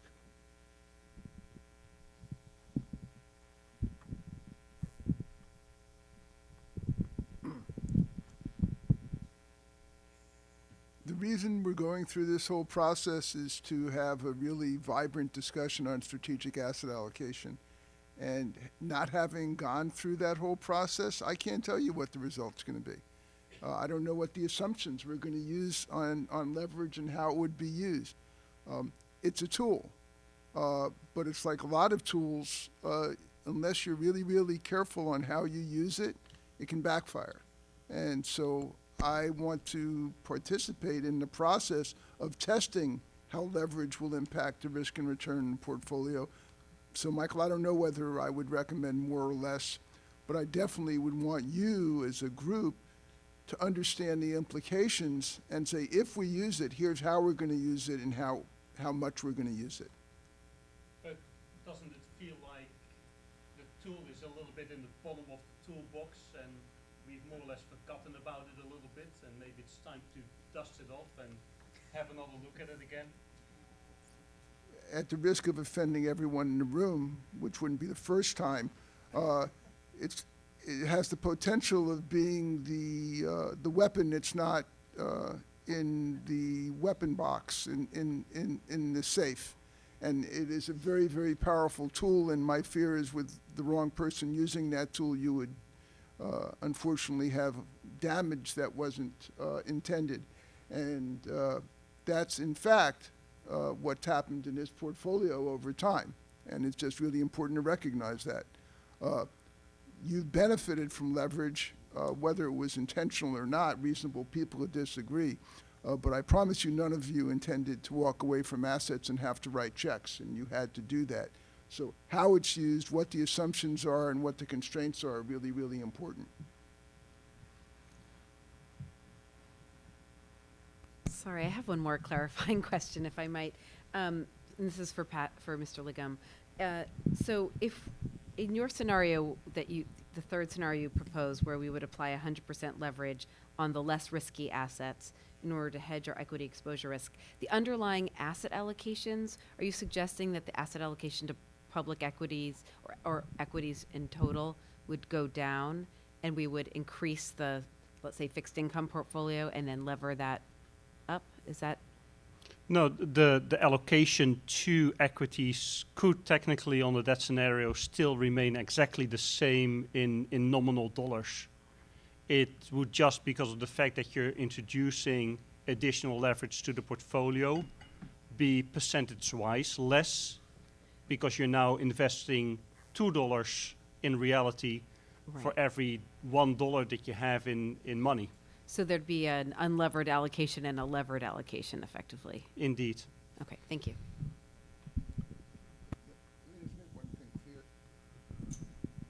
So theoretically, what would happen, as opposed to having 100% of assets, $300 billion to make it easy, you have $400 billion worth of exposure. And there's no guarantee that it goes in the right direction. So what you've done is magnified the impact. If you're right and it works, it's really great. The risk is what happens when it doesn't work.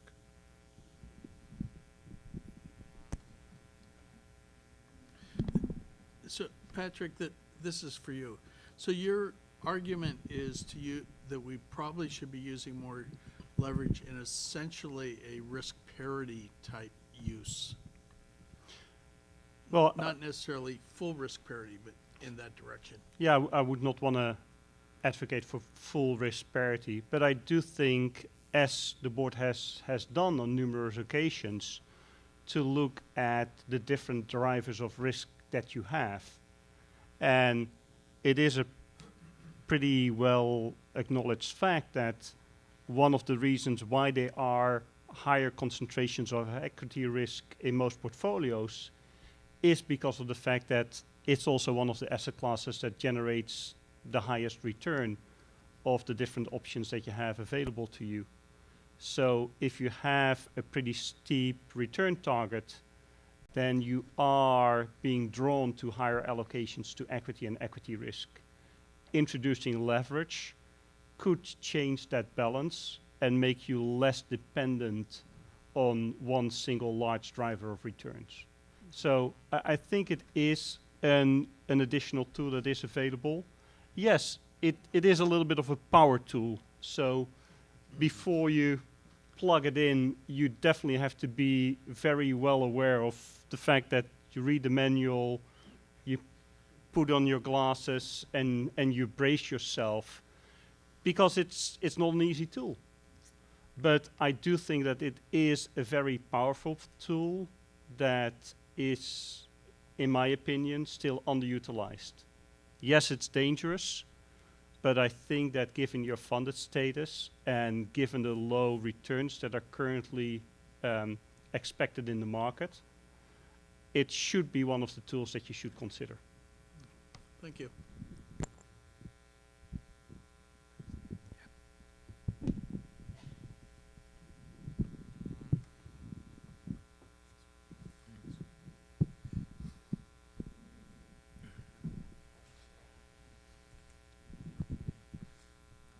Thank you. Good morning. So what I'd like to do is just pick up on the discussion here and probably reiterate some of the points that have already been made, but talk more about what steps we're trying to take within INVO and in particular trust level portfolio management in terms of building the necessary infrastructure to apply leverage. We're not really going to be suggesting ways to do it or advocating its use at this point, but simply talk about trying to build a more centralized approach for governance and for measurement and for reporting leverage. So as you've heard, you know, some of the arguments here are that it's a challenging investment environment, becoming increasingly more difficult for us to meet our return objectives. We should avail ourselves of every possible tool that could help us meet that goal. Leverage is one of them. The point is that you know, it's potentially a beneficial, but potentially very harmful if it's not applied judiciously, prudently. Another point that was raised is that leverage is already some present in the portfolio, if not abundant. And again, there's no simple unified definition or metric. So some of the work that we're going to be doing going forward is through a new roadmap initiative that looks at total fund liquidity and leverage management.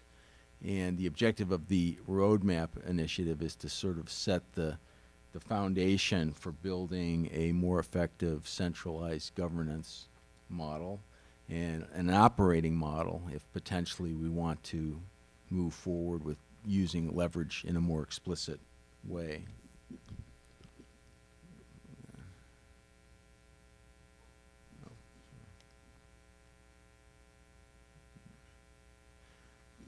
So as it has already been mentioned, leverage appears in many forms. Different asset classes, different institutions all apply leverage to some degree or another, whether they want to or not. There's a plethora of forms, ways in which it can be applied: recourse debt, non-recourse debt, explicitly leveraging the notional of the investments. And there are many metrics that could possibly be applied to understanding it or quantifying it.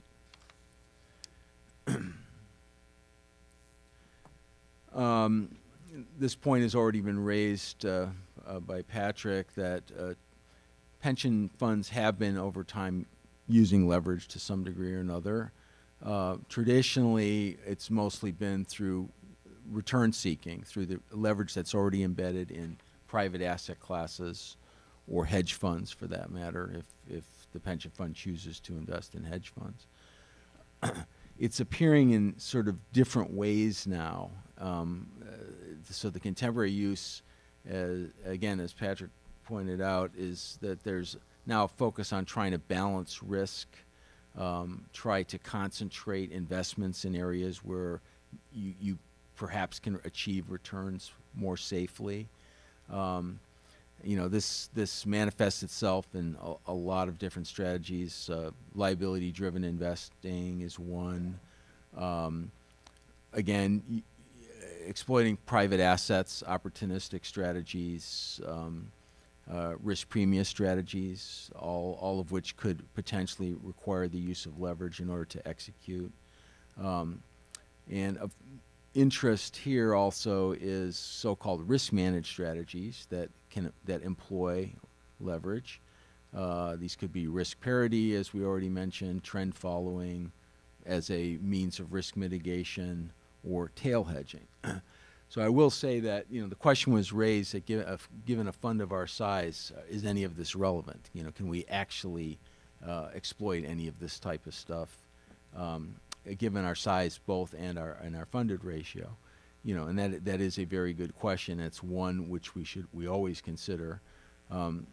We believe going forward that tail hedging has some potential benefit for a fund of our size, that it is in fact feasible in some degree, and that will be something that we'll be discussing probably in forthcoming closed board sessions in terms of what we plan to do in terms of investigating the potential benefit.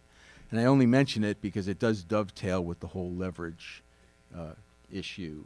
If you were to have more confidence in applying the leverage because you believe you've introduced some beneficial convexity to the portfolio, that it makes a big difference in terms of whether you're going to take more leverage or not, or explicitly try to implement the so-called controllable leverage.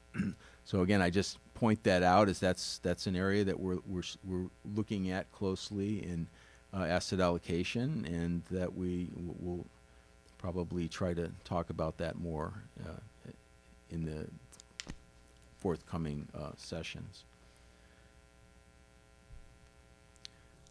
So leverage, in some sense, is already being used by our peers, but excuse me. Back to the previous slide, the tail hedging. Could you expand on that a little bit? The idea is that, Lionel was alluding to it, that there is a belief that in the options market that deep out of the money options are not pricing in the probability of those tail events, and that one could construct a type of hedge which adds convexity so that it influences the portfolio only in deep equity market drawdowns, okay, and provides some protection in that regard. Again, it's something we're exploring, and we don't really want to make an explicit statement at this point as to whether, you know, this will or will not work for a fund of our size. But it is an active area of research, and we believe that there are some potential ways of doing this. But, you know, it's premature to actually say what that would be. So could you say, earlier we talked about put options. Is that sort of a form of tail hedging? Yes, it is. And with any sort of hedging strategy, you have to recognize that there's a trade-off. There's a potential benefit if markets fall. There is in terms of protection, but it's in effect an insurance policy, and there's a premium that you have to pay. And where you want to look at this more closely, there are obvious strategies. You can buy near the money options, but you pay such a heavy price that you may not be likely to do that or willing to do that given the price. But there is a belief that there are efficient ways where for a well-defined premium, if you will, as if you're purchasing an insurance policy, as you do personally, there is, given your risk aversion, there is a certain amount that you would be willing to pay for the benefit of protection in case of a catastrophe. And that's something that we have to look and consider closely, you know, what the trade-off is in cost versus benefit. Yeah. Didn't we take off our currency hedge because we thought it was too expensive? Yeah, currency hedging, so we sort of see a difference in terms of the downside potential from currency exposure to the downside potential of equity exposure. I think that given that most of our risk is concentrated in the form of equity risk. But currency risk really impacted our returns, you know, maybe not this year, but the year before with, you know, the dollar being strong and our increase in global equities. So help me with the distinction. But over time, you could argue, some argue that washes out over time. For example, we're certainly benefiting a bit this year from the currency move. So, you know, it might be early to say whether or not that was, you know, a good decision or not. I think we're also planning this year on a currency hedging, well, an initiative. There's another roadmap initiative to revisit, you know, the potential benefits of how we should actually view the currency risk and currency exposure in the fund. So I just want to clarify what I'm writing down here. So tail hedging, what you're talking about, basically is on the downside, right? You're influencing the downside. And I think I understood you to say then that you also would recommend an insurance policy on top of that? Is that what I understood you to say? I'm using the analogy of hedging to insurance. Okay, so one doesn't embark on there is no free lunch in terms of hedging.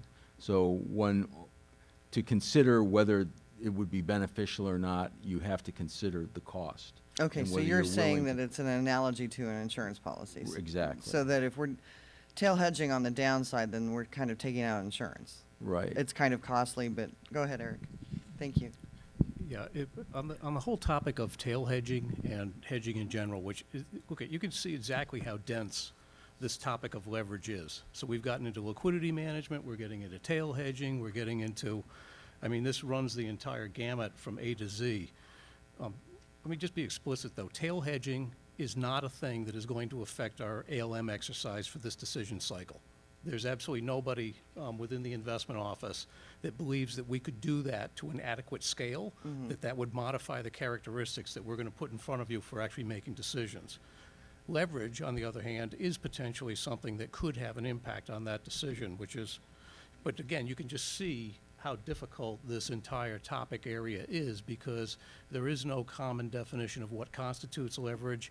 It starts to swirl in all of these ancillary topics, which is what makes this absolutely, a really difficult, And weren't some of these difficult thing. practices used before the financial crisis, the tail hedging, et cetera? Which is what kind of helped cause the financial crisis? Well, I think you're thinking perhaps of portfolio insurance back in the 1980s, which was a protective strategy that was believed to have contributed or exacerbated the stock market crash in 1987, and that is in fact now that's a question as to whether any strategy that's being employed, say even risk parity by large institutions, has the potential to move the Well, market. I think what I'm trying to understand then is tail hedging is basically betting on a downside, right? I think what you're alluding to, Ms. Taylor, is just the idea of selling short the marketplace. Right. Right. Tail hedging is actually not necessarily selling short the marketplace. And it's done literally to such a small degree that in my judgment personally, I don't think it had any effect on what happened in 2008 and 9. It's just such an idiosyncratic part of the marketplace. But it's sort of the whole idea of short selling. There's a lot of people that actually believe that stabilizes the market. That in other words, that in essence, you are expressing multiple points of view, which creates a diversity of points of view and stops asset bubbles from developing. In contrast, if you were not able to short sell. But I think that's what you're really referring to. So the short selling though in the market isn't the same as the tail hedging we're talking about.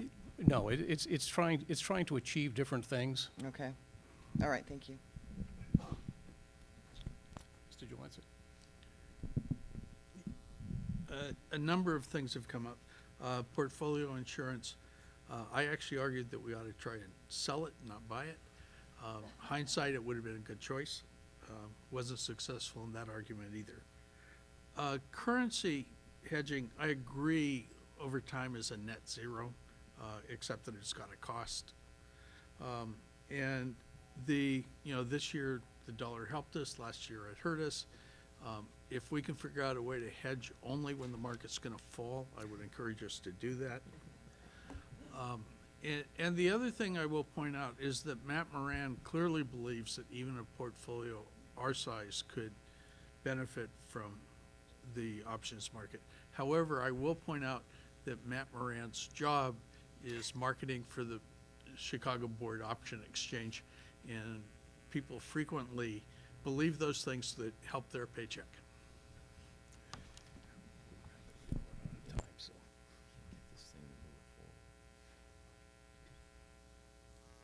Not sure why this is not advancing the. Let me intercede here for a minute. I think one of the elements, we're actually running out of time. I think 11:15 is our terminal moment for the session. I think what we're hearing is that there's a lot of questions about this entirety of this topic of leverage and all the ancillary and related topic areas. We do believe that this has a potential within this ALM cycle. I would basically like to hear from any board members that just think that they want that topic taken off of the table. And if not, we'll move forward with really articulating what a reformed governance model that we would require basically to utilize leverage and incremental leverage in the plan would actually look like. We believe that we could construct a variance in our policy language, our procedural language, and that governance model, and probably deliver on its functionality by the point in time when we would implement the next ALM, which would be July of 2018. So literally that would provide about a year's time to change the structure of how we've governed this. When we started on this topic of leverage, we asked the investment compliance people to go through our documents, policies, procedure documents, and find every instance of the word leverage. And they found over 90 citations to the terminology. And what you're seeing is that leverage has been built up on a piecemeal basis. And honestly, I've been part of that piecemeal basis. with the borrowed liquidity program, asking you for the approval to use notional leverage on the equity program in 2008 when the market was falling apart. You authorized us to use 10% leverage. Well, that's the problem, is the organization has all of these little enablements without actually having an overall governance structure to pull all of that together and really understand how it can most effectively have an impact on the risk-return profile of this plan. So our objective will be to bring more tangibility about those measurements and those, the governance model changes that are necessary in order to do this. And it will be part of the ALM analytic framework to assess and show you, if you use leverage, what is the effect on risk and return, and what does that actually do when you get into sort of the tail events to some extent. But I would encourage you not to think about the efficacy of things like tail hedging for this point in time. That, you know, we're ahead of ourselves, you know, in aspirationally being able to do that. So I would just ask, I guess, if there's any further questions at this point, and then I think we need to move on. Ms. Taylor? So I just had, I'm sorry, let me get this a little closer. The next page because I know we didn't get to finish, but the next page on page 30, you gave us some contemporary examples. And I think I get the last one, but the first two, I was wondering if you could help a layperson understand what that means. I'm just very confused. The Healthcare of Ontario pension utilizes a liability-driven investment process with net assets of approximately $70 billion and gross asset exposure of 164, 2.34 times 134% leverage. Could you kind of give that to us in something I could understand a little better? Yeah, I think you know, in the LDI process, you're actually looking at the impact of potential interest rate movements on the liabilities, since that applies through a discount rate.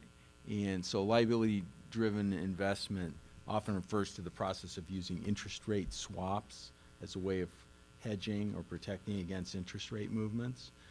And it actually illustrates the point that all these different types of leverage are not equal. So you can see huge multipliers sometimes depending on how you're defining it, and often the notional, for example, the notional size of an interest rate swap can sometimes overstate what the risk actually is in terms of the impact of interest rate movements. So you know, I don't want to speculate on where that 134% number comes in. These examples were chosen. It really says in the last sentence that there's this disparate ways in which leverage is already being applied at other pension funds, and it really may or may not be appropriate for us. Right. Obviously, it's really dependent on both, one, the size of the fund. Some of these are not feasible for a fund of our size. Most are not. Two, what's the funded ratio? So if you're fully funded, you may experiment with these things with more confidence than if you have a more precarious funding ratio. So the point here was, again, despite all the different ways they're doing it, what is common is that they all have a centralized governance approach to monitoring, that measuring, been a good sentence to have right and there. managing. And we're not, advocating that we're going to move forward in any of these directions here. I'm not going to be here, so I don't have to live with the consequences. But, well, I'm beneficiary, so I do. But I would not encourage you to take leverage off the table. However, I would express a real skepticism that the staff can reach a consensus and the board reach a consensus that they actually understand in time for this this ALM process. But I would certainly encourage the ongoing discussion.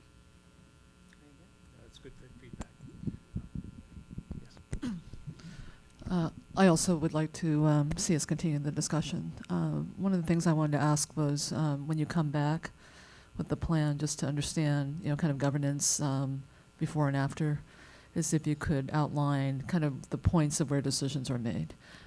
So where the leverage decisions get made, how targets are set, the role of the managers, and I know we're looking at it from a total fund perspective, but I think that would be helpful in terms of just kind of before and after focus on that. Yeah, I also support the fact that we continue to have this discussion and move forward with the discussion on leverage. And I think this is wonderful. This is an educational opportunity to understand, even though we might not be using TEL hedge, but I think it's important to be informed about what it is. So that way we're starting from the holistic and going down to some specific recommendations rather than you come in with recommendations and then we start asking all these questions. So I think this approach is fine and I support the leverage approach. So I guess I'll just chime in that I agree that it's clear to me from this discussion and from your presentations that a more centralized methodology or approach to looking at this makes sense. It is a tool. It's a tool we're using now. Whether we're using it as effectively as we could be, we're probably not. So centralized makes clear. So we're making clear decisions around it. That to me is indisputable as a benefit. I'm interested in how, you know, some mention has been made about how particularly the private asset classes already embed a lot of leverage, how much we can raise that up to the sort of fund level, trust level decision making. So I think that will be an interesting question. And I'm also really interested in this sort of trade-off between managing the risk and amplifying the returns. Like, so what can we construct that could do both? That would be really appealing, obviously, if we could do something reasonable there. I'll just take the private asset class one now while it's fresh in our minds. Much easier for us to control, impose, set the exact type of leverage and amount of leverage in the private asset classes when we have control of the vehicle. So in real estate, we have much more ability to choose the amount of leverage and the type of leverage.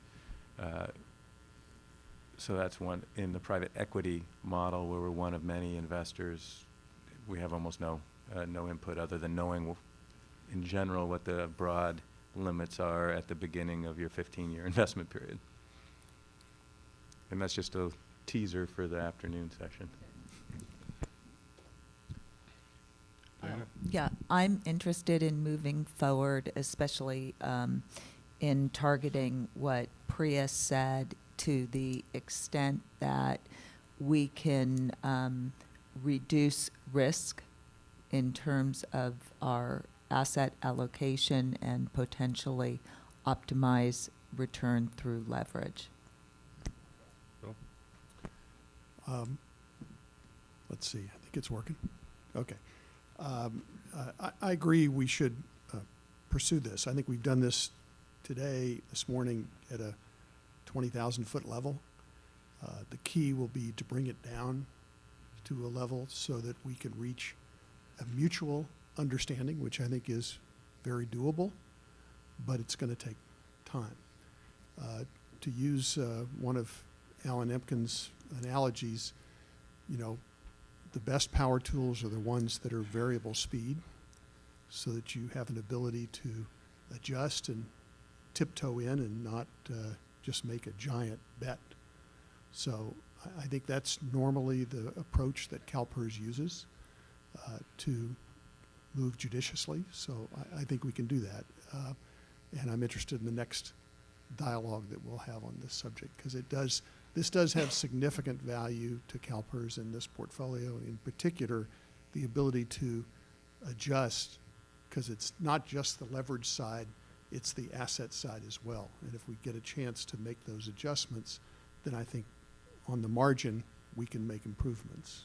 But my only concern is the oversight, time, and energy, because you know, one of the reasons we dropped out of hedge funds was because of the oversight and complexity from our staff.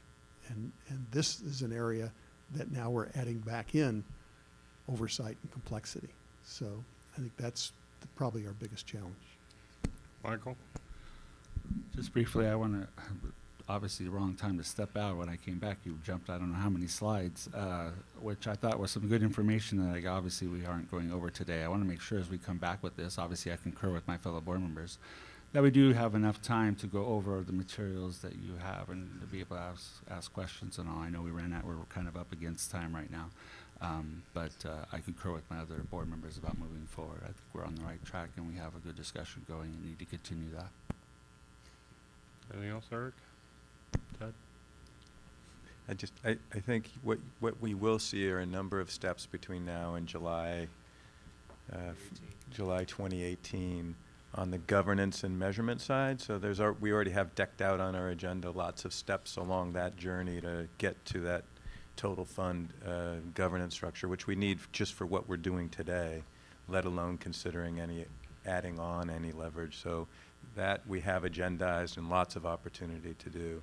I think what I'm hearing is that it would also be helpful when we either come back at the November workshop for part of the asset allocation process, or as we bring candidate portfolios together without leverage, that perhaps we will use that opportunity to also show one or two portfolio constructions with some embedded leverage in them, which will make it more concrete. Not to say that we'll be recommending it or we think we have the governance structure in place to manager and monitor it, but at least you'll have something concrete to see how it could be employed, and through that also come to that mutual understanding or not, that we're ready to do that now, or perhaps we will be ready 2 years from now. Well, obviously, you created a lot of interest and questions and discussions, which was the point behind this, so thank you.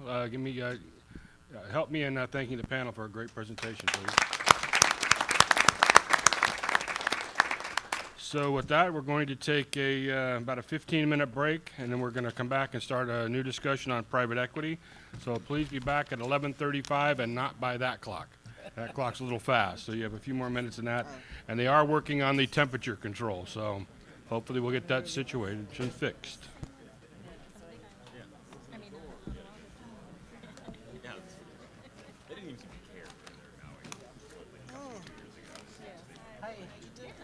I know. We tossed. Oh, okay. Yeah. And I still have your